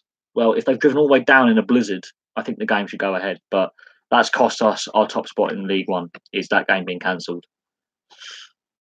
And the other teams, Wigan and Shrewsbury, have games in hand, which is really annoying. But what interests me is all these big clubs at the top of the Premier League right now. Apart from Arsenal, you take Arsenal, have no debt. All the others have crippling debts. Salary cap needed. But that's enough on the salary cap from me because I don't want to go on about it. But we have to look at other sports. British football has to look at other sports and see how they run them effectively because we are not running the in Scotland as well. There's no money. England, Wales, there's issues. I would like to go to the Melbourne Cricket Ground, the WACA. I would like to go see a rugby league game in Brisbane, in Suncorp. I would like to go to the MTS Bell Centre in Winnipeg to see a Winnipeg Jets NHL game, and I would like to go. Most likely, I would like to go to the Stadio San Manesh in Bilbao, the new Stadio San Manesh, because they knocked the old one down, which is really sad, and I wanted to go to that one, but I want to go to there in Bilbao. No, Suncorp is a brilliant stadium. It really is. I think the pitch though does cut up heavily. I don't know whether they can't adapt to the subtropical conditions of Brisbane, but the pitch at Suncorp does tend to cut up. When I watch rugby league or rugby union matches, it does tend to get cut up quite badly. But sometimes I like a good old game on the old, cut up turf. It makes it a bit more challenging. That's why it's called test matches or first grade. It's because it's the most challenging level of the sport you're in. I don't like some of these hybrid pitches. I've trained on some of them, and they have less give than an actual normal pitch, and you're more likely to get an impact injury in your knee or shoulder. And these plastic pitches can't stand them. You get more breaks and dislocations on them because there's no give. When let's say you're a rugby player and you get tackled and you do your shoulder, trust me, when you break your collarbone, you'll know about it. I'm not a big fan of plastic because I found it funny that I can't remember which English rugby Premiership side had the plastic pitch, but the game was frozen off. It's an all-weather pitch. How was the game being snowed off? That was hilarious. But no, so far the questions have been great and they've been very mixed, and I really appreciate it. For those who joined late, early on in the stream, I was asked about what's happened with the Australian cricket side with ball tampering. And I will say this. The fact it was so blatantly obvious and how they got such short bans, joke. So what the World Cricket governing body, I forget what it is they have to do something about banning, because Rabada gets 2 games for barging a player after he's bowled in. Steve Smith sanctions a teammate to deliberately tamper the ball, gets a game. Joke. It's not that they try to cheat and not be seen. It's the fact that the punishments received by them are laughable. There's no consistency within World Cricket's governing body. It's like, let's say, there is some kind of cheating at this year's Football World Cup. Okay, let's use that for an example. And a player is clearly caught diving. There's no contact. There'll be a lot of this summer. Okay, if you're a football fan, I hate diving. I hate players going down softly. It pisses me off. Yes, they did tamper with the ball. They're caught on camera. What they did tamper with the ball, they got either some sandpaper tape, which you stick one side onto a sander and the other bit to sand it to make a rough edge to the ball, or they got some double-sided tape to put some adhesive onto the ball to make it stickier and therefore grippier on the wicket. That's what I believe they did. They did get caught, and Steve Smith, the captain, gets a 1-game ban. Earlier in that Test series, though, because bear in mind, Test series has multiple games in it, Rabada, South African bowler, bowls David Warner and knocks shoulder barges him like that. 2-game ban. He didn't cheat. He got over-exuberant. Give him some demerit points. So there's no consistency in punishment. But let's go back to football. This summer's World Cup, there will be players who dive. I hate it when players get the slightest touches and throw themselves. I saw it in the England-Holland game. Danny Rose, you're great at fucking diving, mate. Great diving. He barely touched you. Pick yourself up. You absolute disgrace. I can't stand. They do it a lot in cricket, Justin. It happens a lot. When you shine the ball, when they grab it and they shine the ball like that, that is acceptable tampering, because you're shining the ball to get a shining side to swing the ball. So if you're a fast bowler and you want to, Dele Alli, what is his job? He came on and just gave away 4 fouls and gave away the ball a lot. He's useless. Yes, you either want an in swinger reversing or an out swinger reversing, depending on which way around the wicket. As an ex bowler, I can tell you that when you have a rough side and a shiny side, it depends how you also hold the seam as well. But what the Australian cricketers did was deliberately make one side rougher by deliberately either putting lots of adhesive or sandpaper to rough up the leather of the ball. So, Justin, I know you don't understand a lot of cricket, but a leather ball, it's a day-night. England play a day-night test match, so their ball is going to be different. Australia, South Africa are playing a day test match. And what the Australians have done, and bearing in mind they lost the test match badly, by the way, they collapsed in their second innings. So cheating didn't pay off them. They actually lost badly, and they basically admitted to it. The fact that they admitted to it openly is depressing. Yes, you were smashed, but you tried to cheat and it backfired miserably. I have a book. I've got to find it. Where have I put it? Where have I put my Phil Tufnell book? I've got Phil Tufnell's Guide to the Ashes, and he does mention a lot of, antics that go on. This Australian side, I don't think the South Africans will be wanting to have a drink with them after the game somehow. I think the South Africans will want to actually kill them. Oh, I'm not joking. There is a camaraderie amongst the players. There's banter. There's the sledging. But away from the game, they won't mind having a drink with each other, having a meal with each other. They may be first class teammates at representative level, with each other in South Africa, Australia, or England. So what the Australians have gone and done is as really well and truly step over a line that hasn't been stepped over for a long time.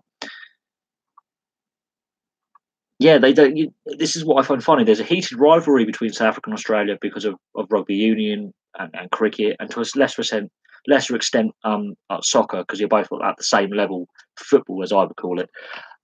But from everything I've heard, because I know a lot of Aussies and a lot of South Africans, the banter you guys have is brilliant. When I played rugby, my coach was South African. We had a couple of Tongan players in our side, and the banter was brilliant. There was a bonding there. It was like, okay, we're enemies on the pitch, but off the pitch, we all like each other. I think what the Australian side have done is they've completely crossed a line that is not allowed to be crossed. You will see this in the Football World Cup. There'll be a similar incident where there's some kind of cheating that a team do. And we shall see. But Dele Alli, he was useless against Holland. All he did was foul people. No constructive play. Kept going away with silly free kicks. In the World Cup, we'll get punished for that. I mean, everyone says it's an easy group. The way we played, we are a counter-attack team. We cannot play through teams. So Panama will be a pain in the arse to play against because they will just do 2 banks of 4 plus 2 forwards and say play through us then, or 2 banks of 5. They will just choke the midfield. But right, we've had a lot of unbroken answers here. So please put some more questions for me, and I will read through them. So it's time to get your questions in and think of them up, and any issues, anything you want to ask, and I'll try my best to answer. Here's the thing: Panama have never got to the World Cup before, but they have some very big lumps in their team. They've got some very tall timber in there. So what I worry is set plays. I don't think we've settled on a goalkeeper. The choices we have, most of them at relegation or relegated clubs. West Brom, Foster. Stoke, Butland. Southampton, Forster, although I think Southampton get out of the bottom 3. West Ham, Joe Hart. Of the bottom 4 clubs, 4 English goalkeepers. I think Pope from Burnley should be called up. And Pickford, okay, he hasn't had a great season, but his form is far better than Joe Hart. I don't think Joe Hart should go, personally. But there's a problem. We haven't got the depth, good quality English goalkeeper at the moment because too many foreigners in the league again. But Panama are a very tall team. They will cause problems from set pieces. They just need that one free kick and they can get a goal. I think that's their objective, is to early on in the game get a free kick, score the goal, and then defend for 60, 70 minutes, because I'm more than aware that they can defend. They qualified by merit. They got through by merit. Let's not underestimate them. But I think Belgium might have a very good chance of actually, if they finally pull their fingers out and don't melt in a tournament. The thing is, USA didn't play well enough throughout the entire qualification. They just weren't good enough. And there are reasons why the USA weren't good enough. And okay, the MLS is a growing league, but too many. Look at Ibrahimovic. Ibrahimovic is past his best. He's barely played all season. Going to LA Galaxy, taking up a valuable spot in that team that a younger player could fill. That's one of the reasons why the USA have problems. Is okay, they have rules on overseas players, but the overseas players that actually fill up those important positions are not fully fit. They're there to retire on big money and take it easy. It's a retirement home for them, and that's what the MLS wants to shed. I think they need to get rid of that retirement image and start actually really upping their level of youth development. It's good that the league is expanding in the US, but no, the US throughout the qualifying weren't good enough. It was a sorry qualifying from the US. But we're hearing that VAR will be at the World Cup. Whether it works or not is another thing, because we are proving in the UK we can't use it properly. I'm very surprised that football, soccer, obviously for Neptunian in Australia, why they have got the VAR, the usage so wrong, whereas they can't work it out. What are the fans going to know? TV audience. The referee's doing this and doing that. What's he saying? What's he asking for? I'm surprised football has not gone to other sports who use video referees and video replays as part of decision making, such as rugby league and union and cricket, ice hockey, American football, and gone, right, how did you get through the teething phase? What did you learn? What can you teach us? Yes, it's same jersey as last time. Good to see you, Tommy. No, but the thing is, though, it amazes me that it took so long to get goal line tech. The goal against Germany in 2010 that should have been from Lampard? Would the game have changed? Maybe. Did it change the outcome? Yes, because it was 2-1 at the time. It should have been 2-2. So football has to go with the tech. Other leagues are proving you can use it effectively. VAR in football is not being used effectively because it's no one knows really what's going on. I'm very surprised that football haven't gone to other sports that use a video referee system. Doesn't matter what the system is used for, but it has a video referee system in place for certain decisions and sought their advice, because I think football have been too. Oh no, they still won the game, yes, but that was a legitimate goal that was disallowed that shouldn't have been. And there's other examples as well that do. I think there's been a few. Zidane's penalty in 2006 in the final, that bounced on the line. It was given, and it could have been easily not given, and Italy went on to win the game on a penalty shootout. But that in the World Cup before, there was another incident that again it was given, but it took a long time for the linesman and the referee to decide between themselves. I think football has to go with tech. Technology is here to stay. They have to use it, and they have to look at as Neptunian says there. They have a video assistant referee in rugby league that is very effective. They have it in rugby union. Okay, admittedly, in the Six Nations, there are a few decisions they got wrong, but they still have it, and 9 times out of 10, it's effective. Football has got to move from the dark ages to the modern times. So it is what it is. But everyone's allowed their opinion. That's why I love you guys. But yes, rugby is played at a different pace, but without VAR has proven, well, what is the video referee or the video assistant referee in whatever you want to call it in rugby and other sports has proven it does work, as long as it is implemented correctly. But you are entitled to your opinion, and I do accept that. This is why I love my channel. This is why I love this live stream. There's no abuse that you get on other channels. I have had a few trolls, and there are ways of dealing with those trolls. Yes. Rugby and football are different sports, but when they introduced the video referee system, there were a few issues with it. People were asking and saying the same things, and they worked out the teething issues very quickly. Other sports also adopted a video referee system. Cricket has it for video review on runouts. Football needs to work out what it needs the VAR for. It also needs to mic up the referees so we can fully hear what they're saying. And that has a second impact. It will stop the players swearing at the referee so much because they're on live TV, and then they'll probably get done for verbal abuse more because it's picked up by the mic. It'll give the fans in the stadium an idea what's going on, and it will give the fans at home an idea what's going on, because there are so many decisions made by footballing authorities that we don't have a say in or understand. But though the mic will pick up things like the supposed Firmino racism that was allegedly said in that cup tie against the Everton player, it will pick things up. The players who abuse the referees and say fuck this, fuck that, they'll get picked up, and they will make up. Yeah, I watch Aussie Rules. Yeah, they do mic up and you can hear them constantly communicating with the players. And when the players give a bit of back chat, they give a penalty against straight away, and it's beamed out live on TV, and they look very stupid. I think football needs to move with the times, and and evolve. Other sports have moved the times and evolved regularly. It's just how the VAR is used as well. That needs to be looked at. They need to talk to other sports and go, what issues did you have? What successes have you had? How can this help us develop our video system to make it better? It's here to stay, whether we like it or not. It's how they improve it is the important thing. But I'm not disagreeing with what you're saying. I understand that there's not that many instances, but it's been used a lot this season in the FA Cup. And I'm surprised they chose a knockout competition to use it in, where every match counts. Pre-season friendlies would have been the perfect time to use it, not knockout football. But the FA, in their wisdom, decided to trial it in the FA Cup, and only the Premier League teams got to use it as well when it was hosted at the Premier League ground, which is wrong and all. Well, here's the thing: they need to get a system that works. Now, this video referee with all the camera angles works. It's how they implement it. And without the referees being mic'd up so the TV audience and the fans in the stadium know what's going on, we are clueless. We are absolutely clueless.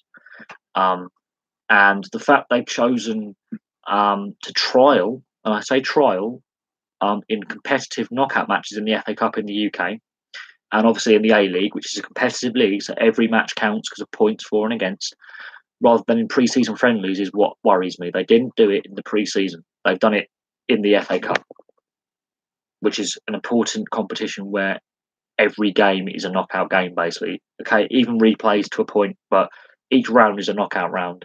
You don't get a third chance. I'm sorry, that for me has got from. No, because I don't have Sky and I refuse to pay for Sky, I haven't seen any of the League of Football. I just look at the results that come through on the old news wires and stuff.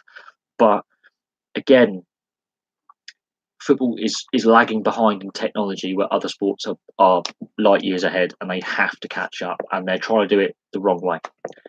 I didn't know the VAR question would come here, but look, you can see the debate we're having about VAR. We as fans are divided on VAR in football, or as the Australians and Americans, because I have those on this channel, soccer, we can see how divided we are. The tech is, well, I think it's the way forward, but the way they're doing it and they're going about it is wrong. The football authorities are going about it in the wrong way. Instead of trialling it in pre-season games, they're doing it in competitive matches, which is wrong when you want to trial a new system. Tim Sherwood's quite a good midfielder, underrated as well. Premier League winning captain in '95. Paul Scholes played his entire career in the Premier League. The thing is, Sherwood used to play in the old Division 1 before the start of the Premier League, whereas Scholes played his entire career in the Premier League. So Sherwood's a crossover from the old Football League to the Premier League era.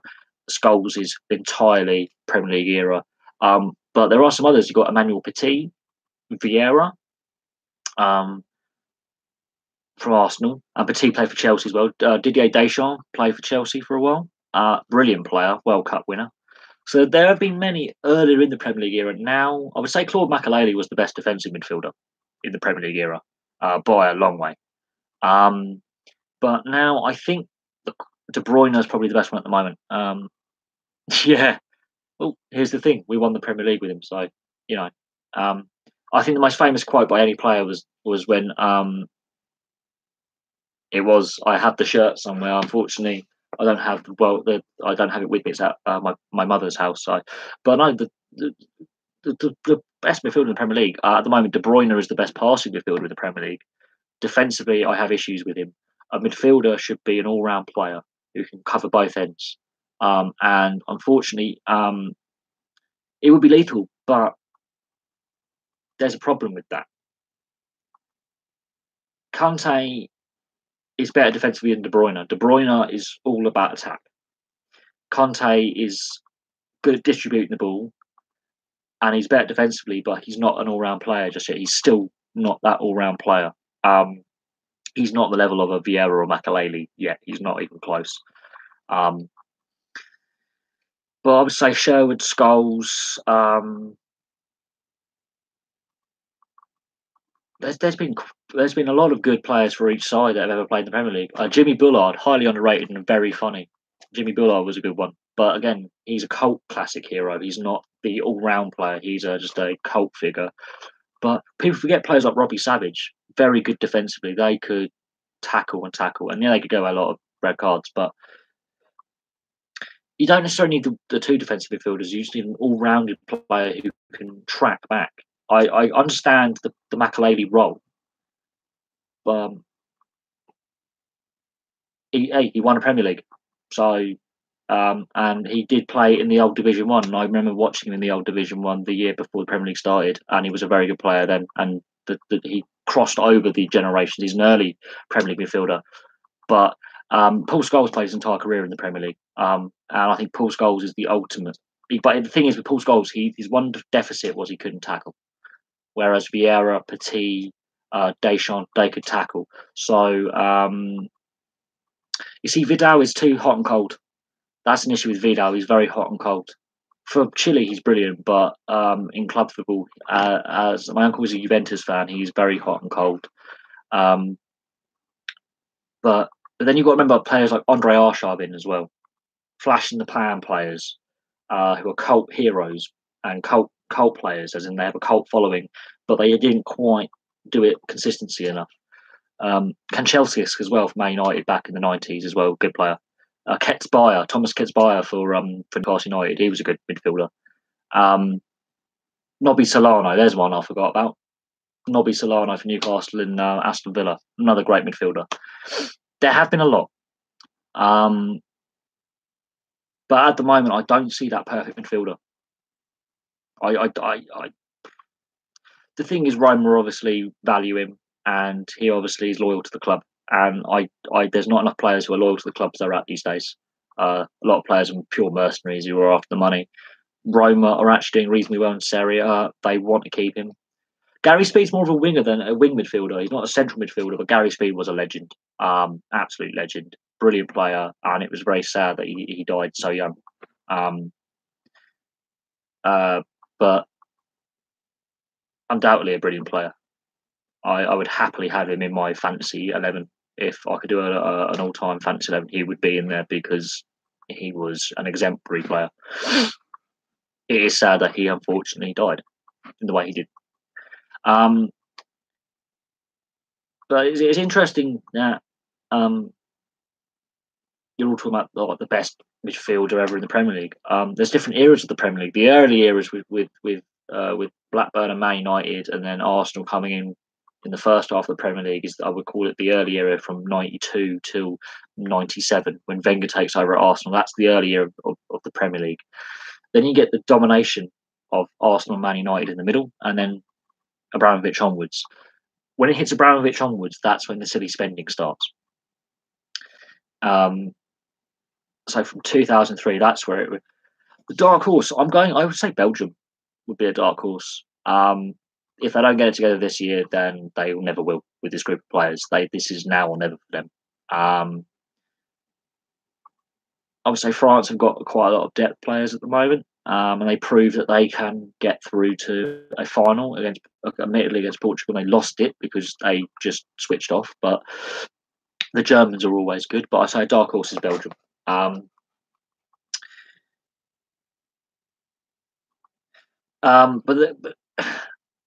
they only beat the transfer record by a few 100,000 because Diego Maradona was the first £1 million player. Actually, if you think about it, and that transfer record was not actually that much higher, really. And in real terms, it was actually less.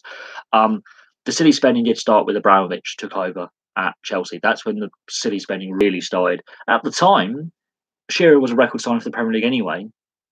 And, well, actually, he signed from Southampton to Blackburn, I think, before Premier League started. But, okay, it was a big thing because he was going back to his hometown club. And Newcastle at the time had the money to do it. They were one of the best clubs in the land. The mid to late 90s, Newcastle were brilliant. And they came up short and they came so close in 96. Had they won that title, how different things would have been. We will never know. But they were very, very close in 96 to winning the title. And it came down to, well, Keegan giving that interview after the game. But the late 90s Newcastle side was absolutely brilliant. It had some brilliant players in it. And they added Shearer to try and go for the title. And they were close. Yeah, Colombia could be a dark horse. They have some good players. But at the same time, I think this World Cup, with the amount of negativity around it before it's even started, I think it's something that I will cover on the channel, obviously, but I have my own concerns about this World Cup for various reasons. I think match fixing could be rife in this World Cup. So it doesn't matter who we predict to win. We could say England go all the way and have an under the radar run. We could, but I wouldn't be surprised if the Russians try to fix games to try and get out of the group. And there are some suspicious results. No, is the answer, because half the hooligans are in the armed forces and the police. Half the Russian hooligans are actually armed personnel, armed service personnel. CSK Moscow is the army team. Torpedo Moscow is the navy team. Spartak's the air force team. You got to look at the teams. They have links to the armed services. So no, the league is completely corrupt. The fans are lunatics. I know some Russians, and they are hard drinking people. Even the ones who don't agree with Putin, they are a vile people. The country is corrupt to fuck. Half the police officers who are off duty are hooligans in the spare time. It's because all the money that the Russians threw at him, because FIFA was so corrupt at the time and still are. Here's why England didn't get the World Cup. Okay, we had money set aside in our budget for our bids for the World Cups that we failed to get bids for, which was 2018, which is this one, and 2022. We didn't have enough money. We weren't corrupt enough. That's why you have to bribe people to vote for you, and Russia and Qatar bribed people more. That's why, and FIFA sucked up to them because Gazprom sponsored the Champions League. So UEFA are equally culpable because Russia's a member of UEFA and Gazprom sponsored the Champions League, which is a major Russian gas and oil company. So they're taking money off these Russian companies for sponsorship. And now they're whinging, and now the authorities in Western Europe are going, we must have sanctions against Russia. Well, you're taking the money off the oligarchs and the corrupt businessmen, but you want to punish the state. That's how Russia got the Sochi Olympics as well. There was a lot of sucking up by all these international federations to get these as sporting events in Russia, like the F1, the Olympics, the Football World Cup, and now they're regretting it, but it's too late. That's why Russia got it. They were busy sucking Putin's cock and he was loving it. It's all political. And it's because FIFA and the RC are so corrupt they get these things. High level sport is very corrupt. So, I worry about match fixing at this World Cup. That's something I will definitely be looking out for, is those suspicious results, where I will be watching most of the games as well. And I'll be looking out for those very suspicious games where the players are either not trying hard enough or getting injured when they shouldn't be. Yeah, I'll be watching out for that. It's all to do with the bribes. FIFA have admitted they were corrupt. UEFA have admitted they were corrupt.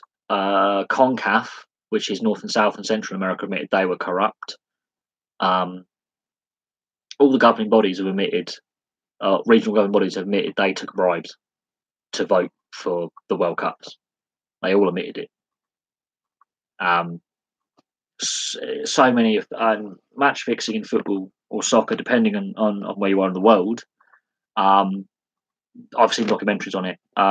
It's scary how easy it is to fix matches. Scary. And you've got to look at the leagues, especially in Europe, that are corrupt. Greek, Turkish, Italian, Spain, Portugal, France. There's been allegations of match fixing in lower league in Germany. It doesn't take a genius to put two and two together that football is highly corrupt. Too much money. But good questions, though. Good question. Say for fans travel to Russia, I would advise against it. I'll just say watch on the TV. I think as many fans as possible should boycott going to Russia, because empty stadiums look shit for TV. Legal. Once the companies have signed up, it's legal contracts. It's very hard to pull out of a legal contract when you sign up to it. Yep. The only country in the world that has a dedicated police force to match fixing and organised crime in sport is Australia. I've watched a documentary on that as well. Yeah, no, the Turkish league match fixing. Greek league's been suspended at the moment because the owner of Nottingham Forest owns Olympiacos. He's involved with drug trafficking as well, and he's been linked to match fixing. The Greek league is suspended at the moment because of an owner trying to shoot an official. Yeah, he actually went on the pitch with a loaded firearm and tried to shoot a referee. Yeah. The Greek league suspended at the moment. The Turkish leagues had multiple matches. Galatasaray, Fenerbahce, Besiktas. No, they're all up to it. Up no good. The Egyptian league been suspended multiple times. Italian league has never recovered from the 1980 Calocopo scandal. I believe that's how you pronounce it, involving Paolo Rossi, who scored the winning goal at the World Cup. Yeah, no.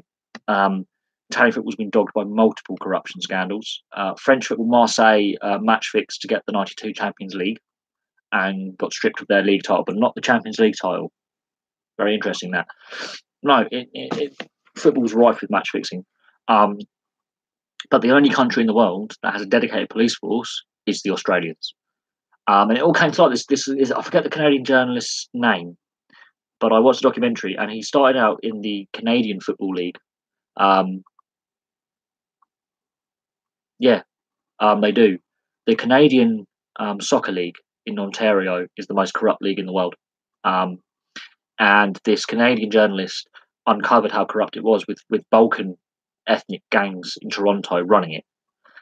And he then went out to India and Singapore, and these Southeast Asian gangs are behind a lot. That's why I don't like these betting adverts when it comes to football and rugby. I don't like betting sponsorship. I physically hate it, and that's been coming in more and more in the last 10 years as well. The lower leagues are rife for it as well because the players get paid less. So if you go up to a player and offer him, here's 10 grand to score an own goal, yeah, he's going to take that because he's paid like 550 quid. He will take a 10 grand cash in hand. Cricketers as well, cricket match fixing. Alex Stewart, ex England cricket player, he mentioned that a guy came up to him, opened boot of his car and showed him two suitcases full of money. Go and fix a match with the England captain. Yeah. No, I'm not. I totally agree. If you watch my subscriber special video from today, you'll see my Blackburn shirt, Bet24 on it. I hated that sponsor. Yeah, Chelsea versus Barcelona. You've got to admit there are some things. I mean, I've been watching football since 1992. In fact, I've been watching sport since 1992. So from the age of 3.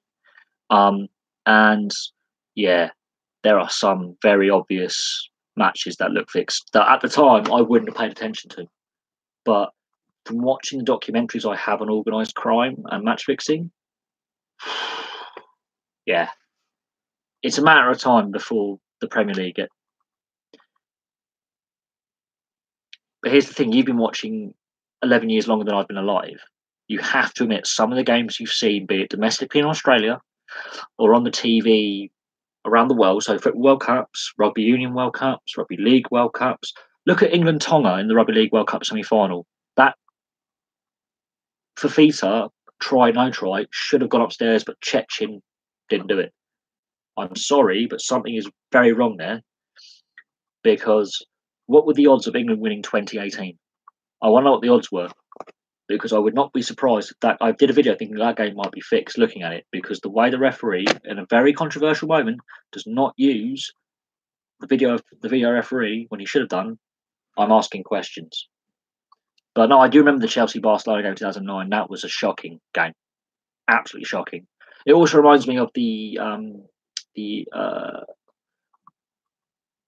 what was the game in the World Cup 2006 where there were 20 odd yellow and red cards?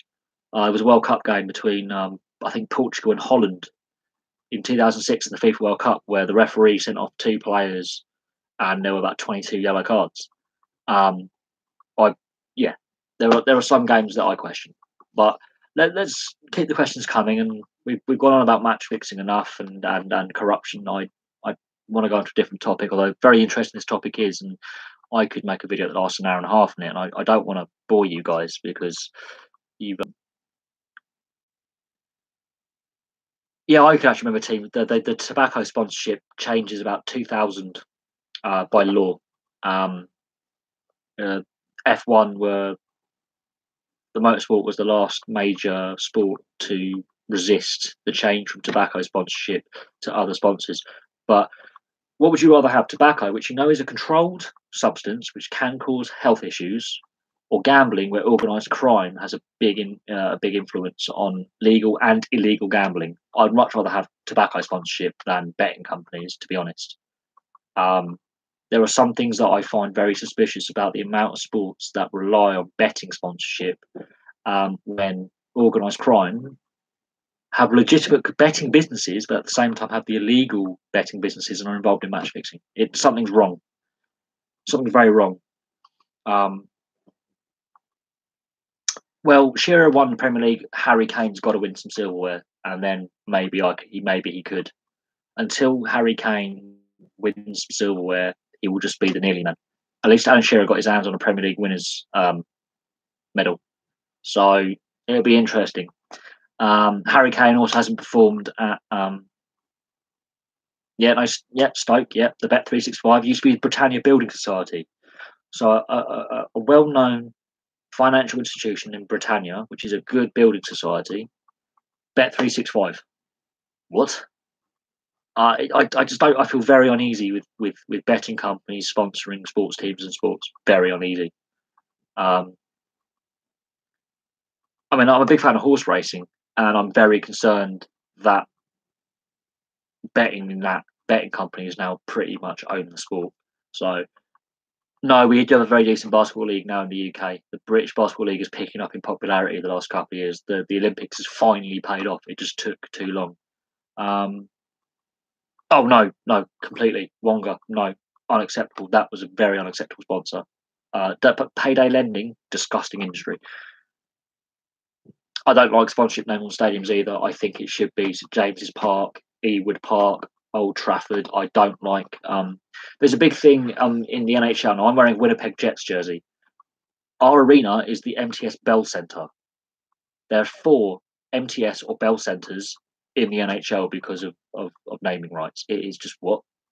Can't you just call it the Winnipeg Coliseum, like the Maple Leaf Gardens? Now it's called Air Canada Centre. I don't like it. I hate it.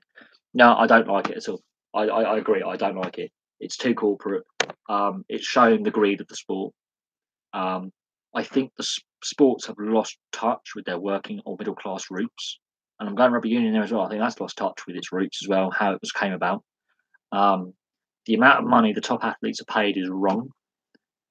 Where at grassroots level, clubs are struggling at amateur or semi-pro or pro level.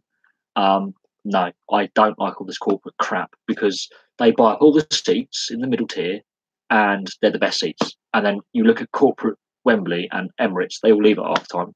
Those seats could be sold to average fans like you or me. I think it's wrong. Corporations can fuck off. That's my opinion on it. But I get very heated when it comes to sponsorship. Very heated. But some very good questions though.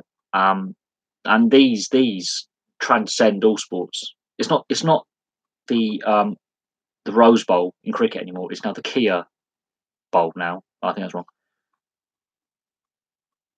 Yeah, no, Germany. Do you know why? Fans have more say in the running of the clubs. Fans have big ownership stakes in clubs and how the clubs are run. It's actually cheaper to fly out to Germany, get a train or a bus to Dortmund Stadium, pay for your ticket, right? Then get the bus or the train back to the airport and then fly back to London than it is to go watch Arsenal play. You can do it for cheaper. And that includes food and drink as well. It's actually cheaper to fly a low-cost airline to Germany to watch a Dortmund game than go to Stamford Bridge or the Emirates and then fly back in the same day. Watch the game. No, that's unacceptable. Again, football in this country, including around the world, has lost touch with the people, the average Joe on the street, the guy, the girl, the working man, the working woman, lost touch. That's why the average age is 41, white and male, and earning over £30,000 a year, or £35,000 a year, UK. I don't know what it would be like in Australia for the A-League or the NRL or Super Rugby, but for English Premier League football, you've got to be in your mid-40s to be able to afford to go to a game and be paid an average salary. That's not right. The young people are missing out. I don't know how old you are, Kemmel, but it's too much. Yeah, see, 200 quid. You can pay a season ticket for that in a German team for a whole year.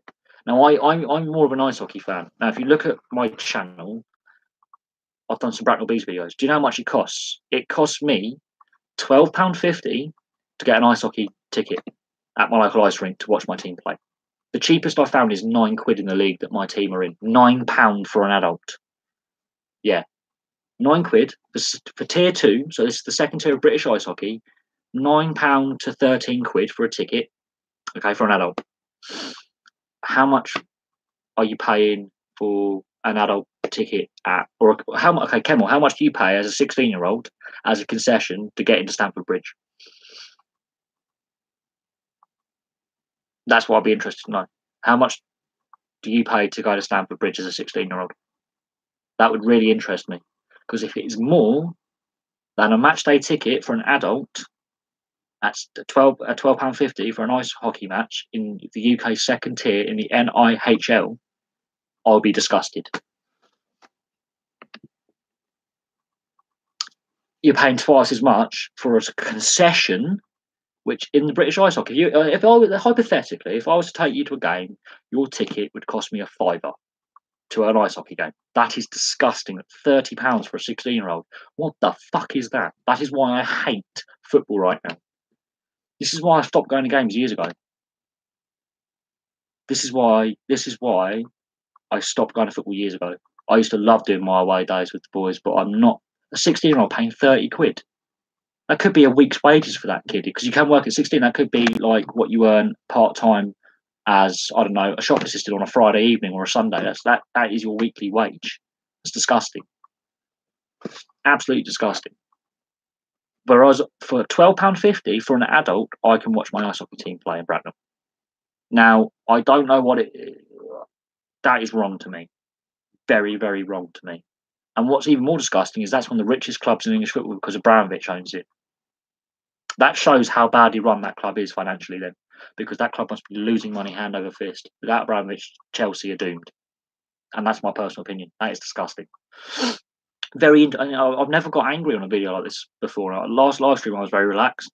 Some of the questions you're asking and some of the issues you're raising are clear problems in sport. And I feel quite disgusted by how the Premier League treats its fans. And Championship as well. And some League One clubs as well. It's not right. Absolutely. Because that's not including travel. Because I know London is expensive to travel in, because I've got family living in London. Taxi fares, but if you don't have an Oyster card, it's expensive. Yeah, I don't like the Playboy owner. If you take out Abramovich from Chelsea and Sheikh Mansour from Man City, I'm using those two as examples, and the Glazier family from Man United, all three of those clubs have crippling debts. You take those owners away, the clubs cannot survive by themselves as it is. Man United, maybe, but Chelsea and Man City, no, absolutely not. They've only recently become into the big four. Until Chelsea got Abramovich and Man City got Sheikh Mansour in the 2000s, Man City were a yo-yo club and Chelsea struggled to stay afloat in the Premier League some seasons. So without their owners, they've had it. They've got massive unstructured debt, massive debt. Newcastle, you've got debts as well. Mike Ashley has not been a good owner to you. I know that these owners, the matchday tickets do not take into account the FA take a percentage of your ticket in their pocket as well. They make money out of every ticket. That doesn't take into account the food, the drink, the transport. If it's an away game, if you've got to stay at a travel lodge or a B&B, doesn't take into account that travel. Don't give a fuck.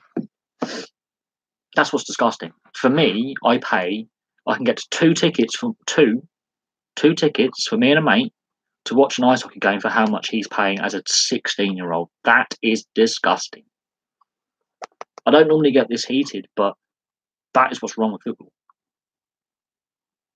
And with the TV deal, you know what's funny? With the current TV deal, all Premier League clubs could let us in for free for 5 years. That is disgusting. The only way to get football to change is to vote with your feet and your wallets and go watch another sport and stay away, because empty stadiums look really shit on TV. Really shit. It makes the league look bad. And unfortunately, these protest movements barely got off the ground because not enough people put the effort in. That is disgusting. I need £2,000 for a season ticket. Do you know that's a month's rent where I live? I could not afford to spend out a month's rent on a season ticket. I would be homeless. Yeah. Now, Crocy Gamer is a subscriber. He did come to one of the matches I was at, a Bracknell Swindon game. Now, he is a concession age adult. His ticket is dirt cheap. He's a teenager. His ticket is dirt cheap.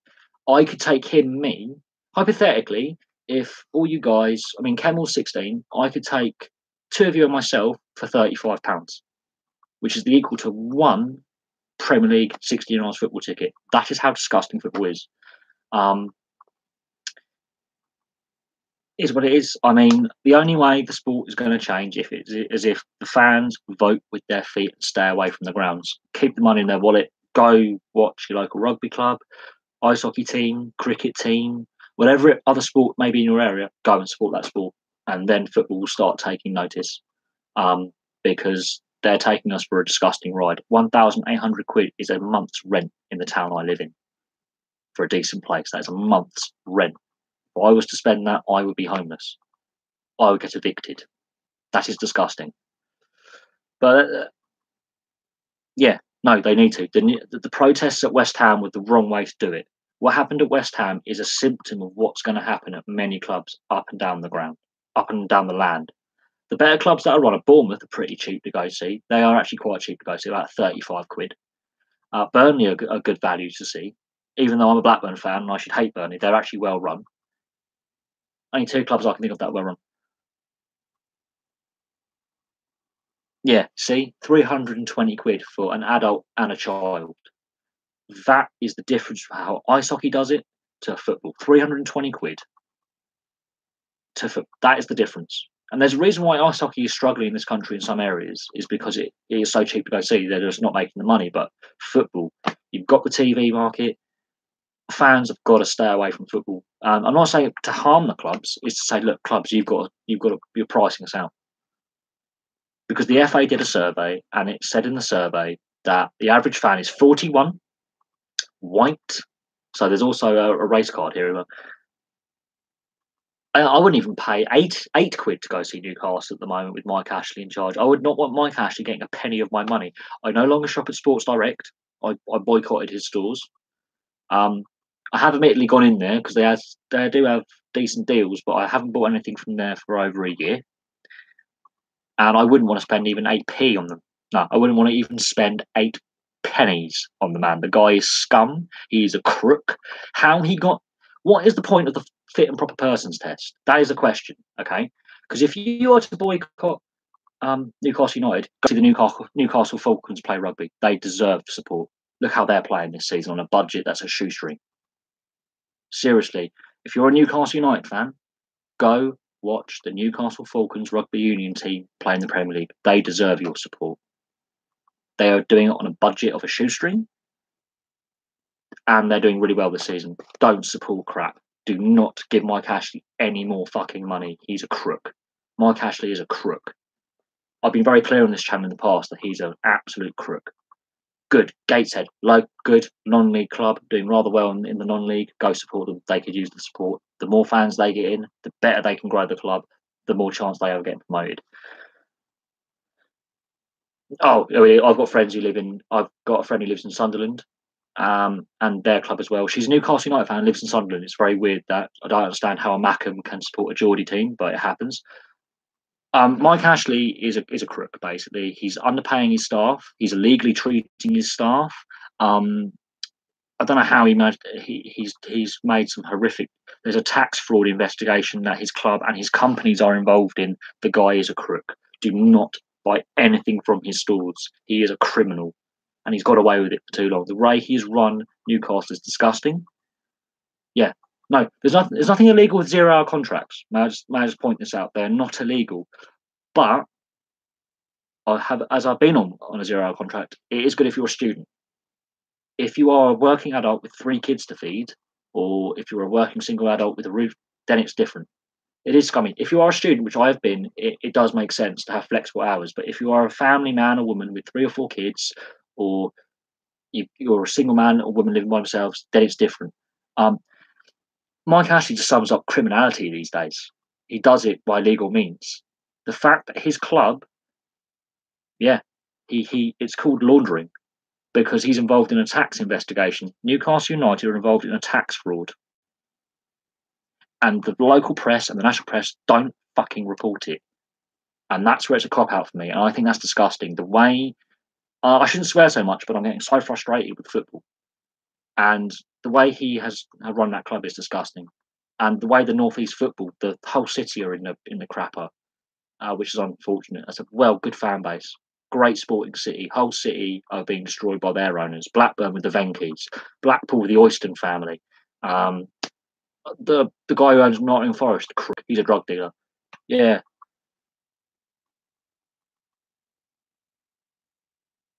yeah. I mean, look at what Crazy Gamer is saying. He's a regular subscriber to my channel. He's a regular viewer. He's an ice hockey fan. Look how much it costs to go to watch semi-pro ice hockey. I know it's semi-pro. It's not the elite league. It's not. It's not Sheffield Steelers, Nottingham Panthers. It's the tier below. Look how cheap it is. I'm sorry. If football has to change and it has to learn from other sports because unfortunately, fans. I urge you. I mean, this message has to get out there. Vote with your feet in your wallets. Stop going to Premier League, Championship, football games. Go to your local cricket ground and watch county cricket or T20. Go watch your local rugby league side, rugby union side. My local rugby club, it's a fiver for a match day ticket at Bracknell Rugby Club. £5. And there's a burger van in the car park. And there's a bar there that's pretty cheap as well. £5 to go watch rugby union in regional rugby union. It makes it a no-brainer. We we we as a sporting, and I'm saying this across the world, sports that rip off their fans, empty stadiums is the result. If fans are not happy, they stay away. Doesn't matter how successful a team is. I've seen fans stay. I've seen a lot of empty seats this season. The FA Cup has been a prime example because it's on free-to-air TV. Swansea fans, where have they been all season in the FA Cup? They've stayed away. And I think they're being forced to pay far too much. They're staying away. All those replays they had on the TV, no fans turned up. That says something. But I would like to get on to another subject. We've gone on about football. I've ranted about it, and I really appreciate the questions you put in. But I've really I've had enough of football. But Mike Ashley is one of the worst owners in the football league. There are loads of others. There are plenty. And what is the point of the protests go there? But for all fans, yes. But here's the thing: if you love the sport, sometimes you have to actually take action from within. If there are, this is the thing, there are waiting lists. Fine, that shows it's popular. But at the same time, fans as a collective have to go. Enough is enough. We're paying far too much. The club's already making billions out of the TV deal, and the average age of a football fan is now 41 years old. The fact that you have to pay, Kemmel, £30 as a 16-year-old is disgusting. Absolutely disgusting. It's unacceptable.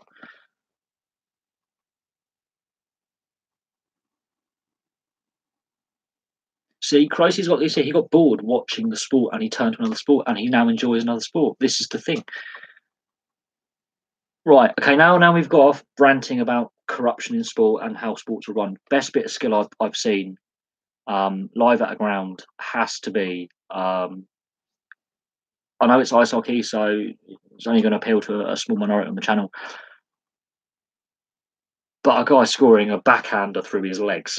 So the stick is facing the wrong way around, the puck is in front, and he between his legs puts the stick between his legs and scores in between his legs. That's the best bit of skill I've seen.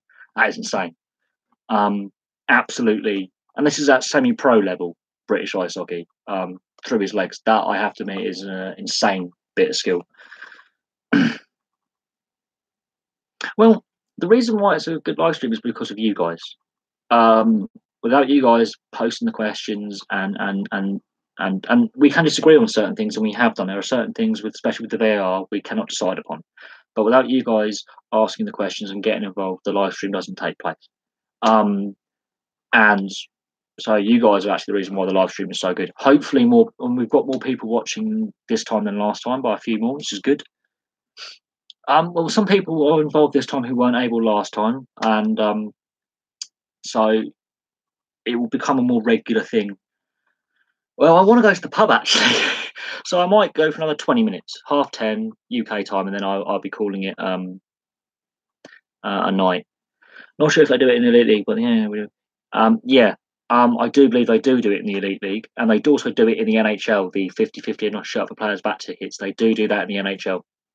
I've been watching NHL streams, so this is the big ice hockey league in the world. They do the 50-50, yep, and the shirt for players back. The NHL do that. That's an NHL thing.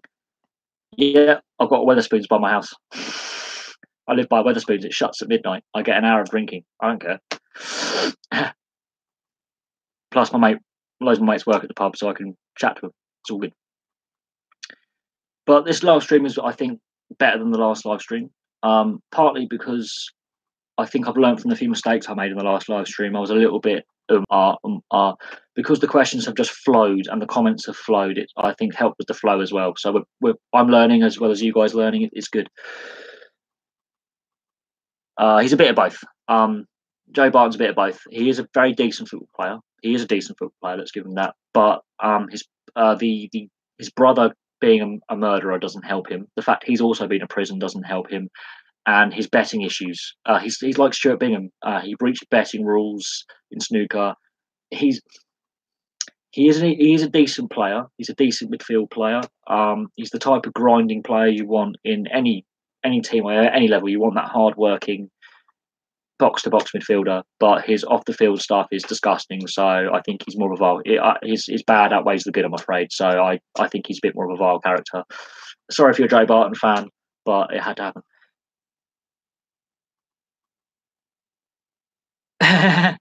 But Joe Barton, he is a controversial figure because of his off field issues and his family as well. He's a controversial figure because of what happens off the field and on it. But as an on the field player, he's still a spicy character, and you need that in a side of any sport. You need that fiery character who can make the big hit, big tackle, and be the energy player just to keep going box to box or end to end. Who can do it? He can do that, but off the field, he's a vile character. So yeah, he is a problem. I remember him on Question Time, and I thought, what a twat, get off the TV. But that's just me. I don't like him. But there are certain football fans who like that type of character who's a bit up in the air. It is what it is. Right. That was a very good question, though, John. That was a very, very good question. That's an interesting one. I mean, most of the questions tonight have been about sport issues in general, but to pick on a specific player, I mean, that's very interesting. That is the general plan. It will be interesting because the last live stream, I had people from all over the world watching, and this live stream, Musical Neptunian's been here for 2.5 hours nearly, and he's from Australia, and it's early in the morning in Australia. Well, it was early in the morning when we started. It's about 9 o'clock in Australia now.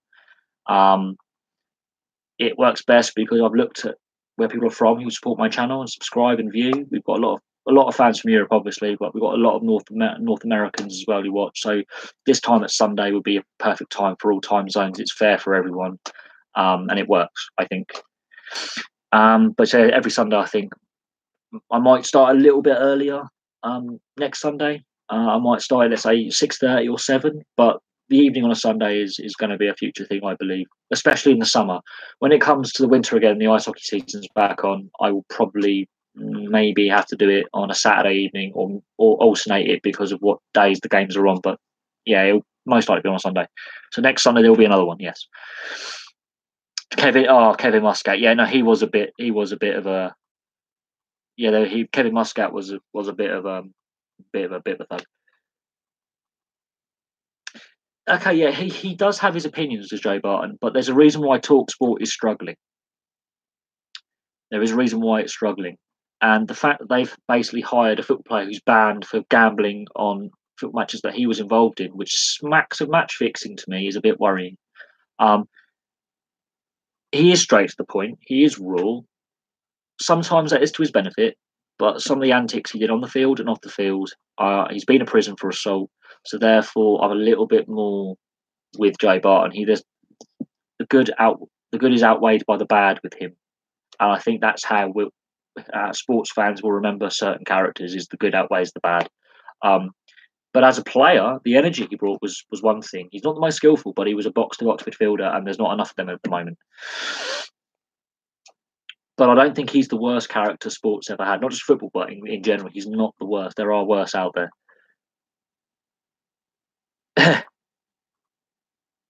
Yeah, no, that is a very well known incident. The Louis Garisto. South American football players do have a dirty side to them. Neymar has been known to have vile antics on the pitch. Neymar can be a dirty player as well. Yeah, you have to reach in your freebie box. But I also have a couple of websites I get the NHL ice hockey off, so I already know about that one. But thank you, Crazy. But I already have my websites that I watch my NHL for free. I'm not going to give it out on YouTube because they are highly illegal. So they are, yeah.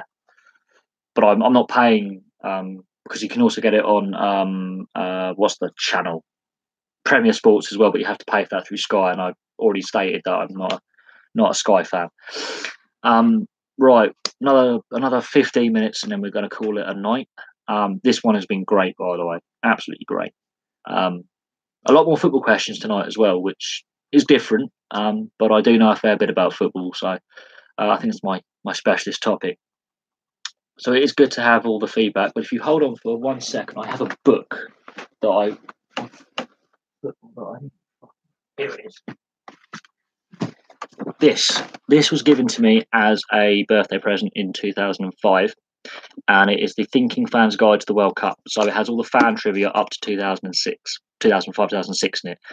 It is a brilliant book, and I knew I had it somewhere, and it's got multiple contributors to it.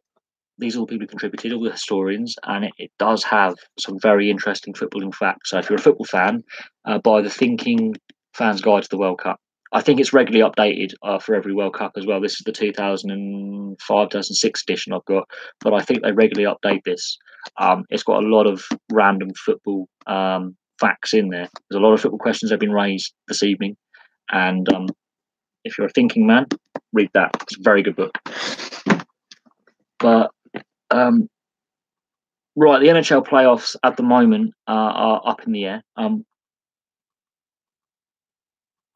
Well, the thing is, with Jamie Carragher, he does have a bit of a temper on him as well. People forget that Jamie Carragher, instead of picking up the coin and giving it to the referee when he was receiving fan abuse, I believe from Man United fans, he launched it back into the crowd. So Jamie Carragher has got a temper on him as well. The thing is, because it's Sky Sports and it's a bit more mainstream than TalkSport, because TalkSport's that smaller station, he's expected it. They were a bit more surprised. I'm not surprised that Carragher did it. I did a video on it. I was a little bit felt like Sky did hang him out to dry, and they did. So the way Sky handled the whole affair is a disgrace. But the thing is with Joe Barton, the whole betting scandal at Rangers is just the tip of the iceberg with him. He's got too many disciplinary record problems as a football player with red cards, like basically starting a punch up on the pitch. That his record's so stained. The NHL playoffs,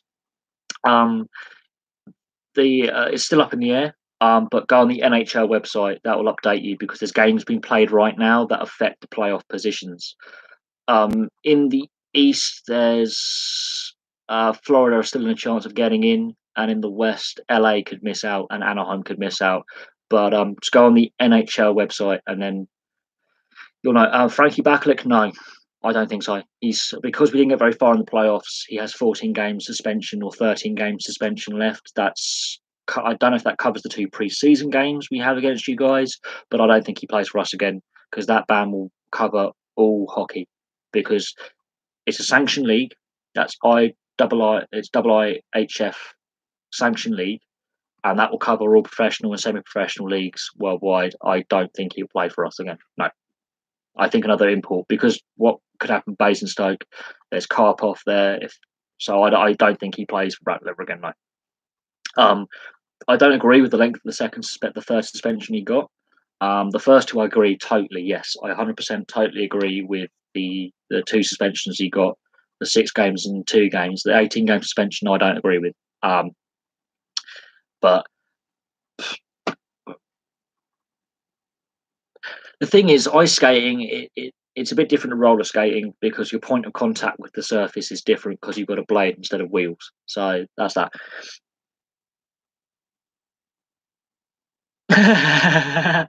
Brilliant. My pick for the World Cup. It's a difficult one. It's going to be a European team. I would be hard pressed to go far past Germany or France as my outstanding favourites, and I would say Belgium are a dark horse. That's the World Cup. That question, you've joined the lobby a bit later, the chat a bit later. That question has sort of been raised about 3-4 times, but I'm happy to answer it every time because you've joined a bit later. I would say France and Germany are a good favourite bet, a good bet. Well, the odds on them are pretty short. Belgium are a dark horse. If I was a betting man, maybe Uruguay, maybe Argentina as a dark horse as well, because they seem to raise their game when it comes to World Cups. Brazil, a lot of European-based players now. A lot of players have played in Russia. They are looking a different side to the side that had a complete meltdown in the semi-final against Germany 4 years ago. It's up in the air, but with the World Cup at the moment, we've had a big debate about match fixing and corruption in Russia and at FIFA. So I'm a bit guarded on that.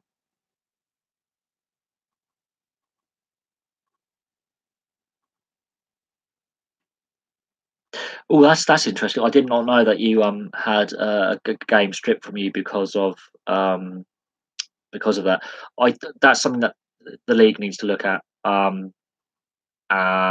Personally, because as it's a developmental league, the NIHL, because the Elite League now is the league we feed to, I find that unfair because if we've got players being taken by Elite League clubs on 2-way contracts, that's not fair at all. If you want to develop the game, you have to, allow for that. So I'm assuming you're out of the playoffs then.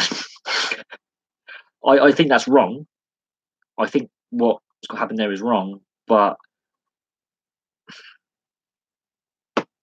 it's we're new teams in a new league. The big boys that have come down a league for ice hockey in Britain. We're trying to work out a balance here with the fact we used to have a 4 import rule. Now we have a 2 import rule. It's we'll have to see what happens. I don't know if the Swindon Wildcats will appeal that, but if it's set in the rules that a player has to play a minimum of a quarter of the league if he's an import or on a 2-way contract, then that's the rules that are the rules there.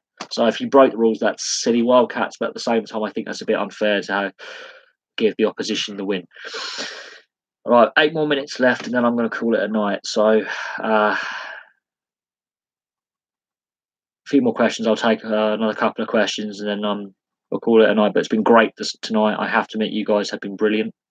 The live stream doesn't work without you guys asking, and Musical Neptunian, he's been here for the whole 2.5 hours nearly. He's been here since the start. So without you guys asking the questions and being involved, the live stream doesn't work.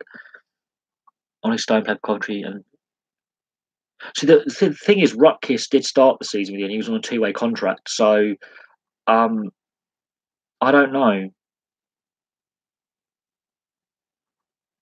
Samantha Kerr, recognition she deserves.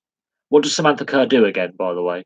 That's just I'm saying that's a stupid question because I've never heard of Samantha Kerr. I'm not probably ignorant. There's just so many sports that I cover, and no, women and men, I don't think it will ever happen. She may be a brilliant for the Australian women's team. I haven't seen enough of the Australian women's team to know who she is, which is that's a thought on my behalf. I don't think she would fit into a men's team. She may be able to train with the men in pre-season training if she's that professional about it. But at the same time, the men's game is different to the women's game. Women cannot fully volley the ball because of the way their hips are structured. Is how it is. I think the style of play is different as well. I think she'd be kicked out of the men's league. Not kicked out, but the defenders would kick her to bits. I don't think it would work. It's been muted before with other sports. We've had women goalkeepers in the NHL once or twice.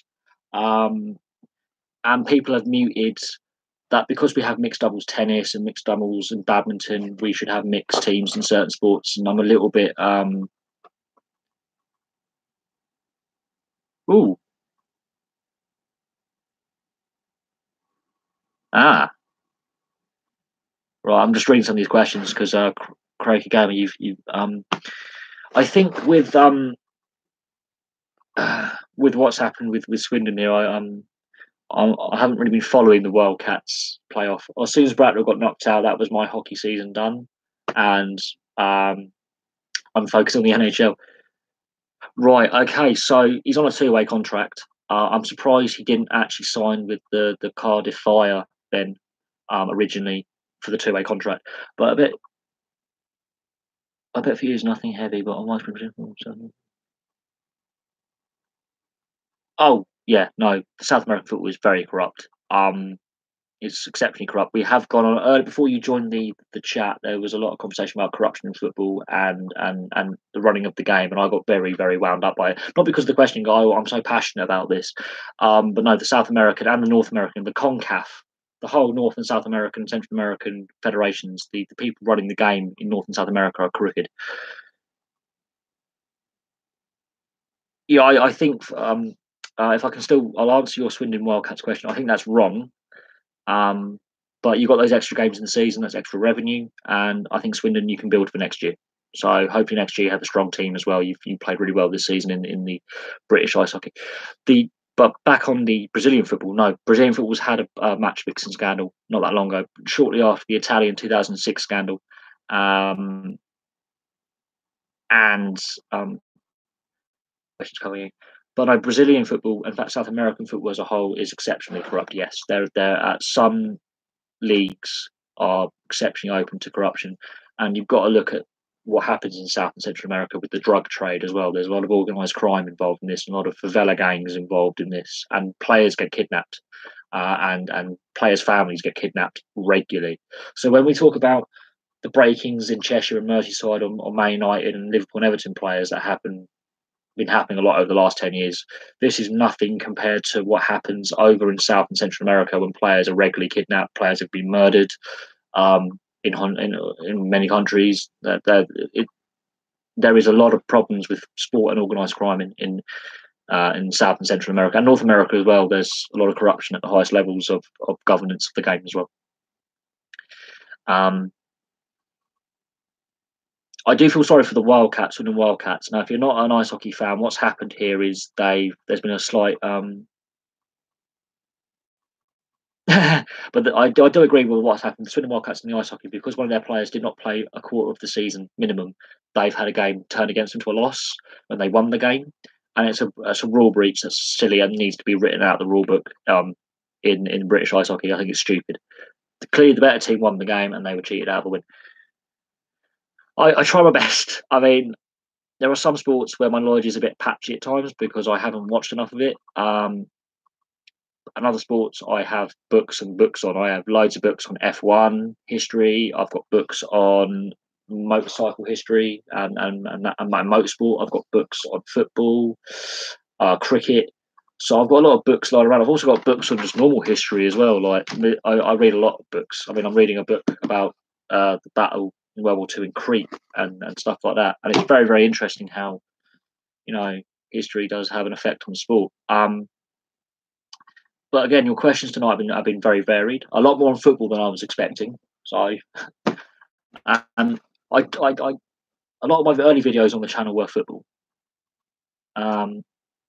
I might hopefully I went in the last live stream. I had 3 subscribers subscribed during the live stream, and then yesterday I had another subscriber who obviously have been watching the channel or picked up the channel by accident. And most of my subscribers, a few of my subscribers are friends. The book I had up. This book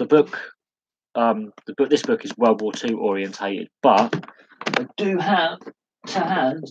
I mean, I've got books on the history of hooliganism in the country, in sport, football violence.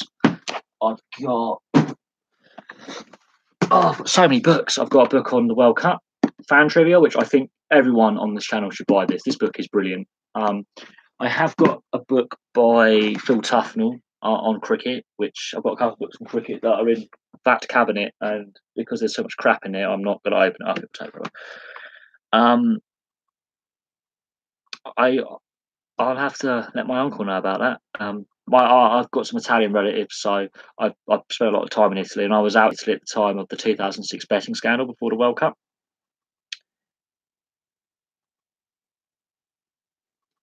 A lot of some of my early subscribers were my mates, and as the channel grew, people just subbed. I've got a lot of subscribers from all over the world.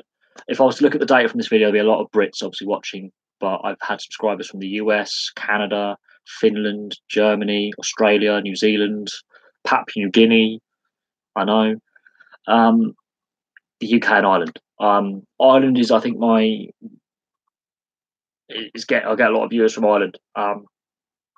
And I enjoy all the support that everyone gives. But it's now 10:30, so I'm going to call it a night there. I'll have one more question. So if one of you can think of a question, you have a minute to come up with it, and I'll answer it. One last question.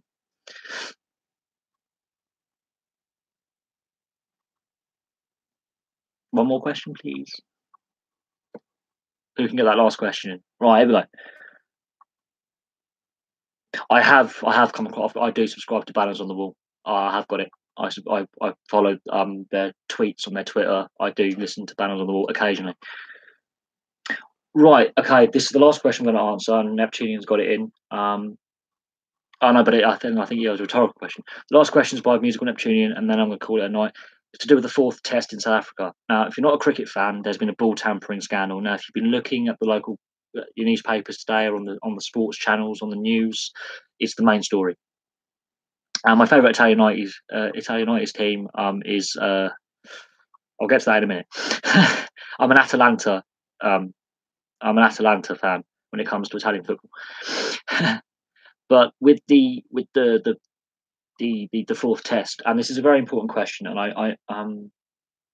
right, no more questions. I'm trying to answer the last few questions that are up, and that's it. No more questions, please, and I'll answer the few that are up. I'll get back to the Test match in South Africa. Favourite Italian '90s team, AC Milan. But my all-time favourite Italian team is Atalanta, that from Bergamo. My favourite League team. No, I'll go favourite League team. I don't mind the Panthers either. I don't really have one. I've been asked this before. I don't really have one. But if I can please get back to the 4th Test in South Africa, the thing is, there's been nothing to suggest that the cricket authorities, the World Cricket Authorities, will call off the 4th Test. They have suspended Smith for the next game. Warner has been demoted from vice captain. Bancroft has been fined 75% of his appearance fee. Smith's been fined 100%. There is nothing at the moment to suggest that the 4th Test between Australia and South Africa will not go ahead. However, when Pakistan were done for spot fixing against England with the no balls, the rest of the Test series was called off. So I'm not 100% certain about what will happen, but at the moment, the 4th Test match between Australia and South Africa in South Africa is still on. Cheers, Justin. Thank you very much. But if I can get back to the Test match, as far as I know, the next Test match is on. And World Cricket Authorities and the governing bodies of both Australia and South Africa have not said that they want to cancel the next Test. Bearing in mind, there's also a one-day series and a T20 series attached to a Test series like this. So you've got to imagine all those tickets that would be pre-sold for that, the one days and the T20s, which are very popular in both Australia and South Africa as well. It would be very interesting if they would have cancelled that at the last minute. Very, very interesting. But I will do a video on the Australian ball tampering tomorrow. We'll know a little bit more about what's going on by this time tomorrow, because obviously Australia lost the rest of the Test match. They didn't call the rest of the Test match off. Australia went out to bat and were bowled out. They could have called the Test match off as soon as the ball tampering was discovered. I will check out the early part of your live stream, because there's another channel, Kemmel, that I subscribe to that live streams on similar days. And when you did your live stream last night, I was also on a live stream with another channel that I support. And I felt bad by leaving his live stream to go to your live stream, but I felt I had to do it because you support my channel and I support your channel. So I will try and be there for 8. I won't be able to stay for the entire time, but I'll stay for as long as possible in the live stream. I might stay to about 9 o'clock Friday in your live stream, Kemmel, but thank you very much for inviting me. I appreciate it. Going back to the South Africa Test series with Australia, because I didn't call off the rest of the Test match and abandon it, I'm assuming they will most likely go ahead. But however, that can all change. So for those who are unaware of what's happened with the Australia-South Africa cricket test series, there has been basically cheating by Australia. The Australians got caught, and it's all blown up in their faces. So, Musical Neptunian, thank you very much for a good question. Thank you everyone who's joined in tonight. We've gone on 35 minutes longer than. I have no doubt that the atmosphere when the Australians went out to bat and when they got bowled out, they were being roundly booed by the fans. I don't know what the South African players are made of it all, but bear in mind this entire Test series between South Africa and Australia has been courted by player controversy for Rabada's suspension, which I don't think was warranted, and some of the antics between the players on and off the field. It's been much like the Ashes with some player misbehaviour, but what Australia have done has crossed the line for me. But anyway, thank you to everyone who has contributed. Thank you to John Jones. He's a new guy. I've never seen him on the channel before, so thank you very much. Crocy, you're a regular viewer and a subscriber. Thank you very much. Musical Neptunian from Melbourne, thank you. I know Tommy Gunn came in from America briefly earlier. He didn't ask any questions tonight. I'm assuming he may have just watched. Thank you. Justin Brown, thank you very much. And if I've missed anyone, I apologise. There are those who probably watched and didn't ask any questions. So that's fine. Thank you to everyone. Thank you very much. And I'll have a video on the ball tampering and my view on it tomorrow. So for those who don't know cricket, I'll have a bit of an education for you tomorrow. I'll try my best. But the aftermath, I think I'll leave on this note. As far as we know, the next test in South Africa and Australia will go ahead. There's been nothing to suggest in the media so far that it has been cancelled, because I'm assuming Musical Neptunian, you've also got your websites up on your phone, the news. If the Australian media hasn't broken it, it hasn't happened yet. Anyway, thank you very much for watching. Thank you all, guys. Have a good evening, or good day, or good morning, depending where you are. And I'll see you guys soon with our live stream next Sunday. And I'll have some more videos for you tomorrow. Night, guys. Oh.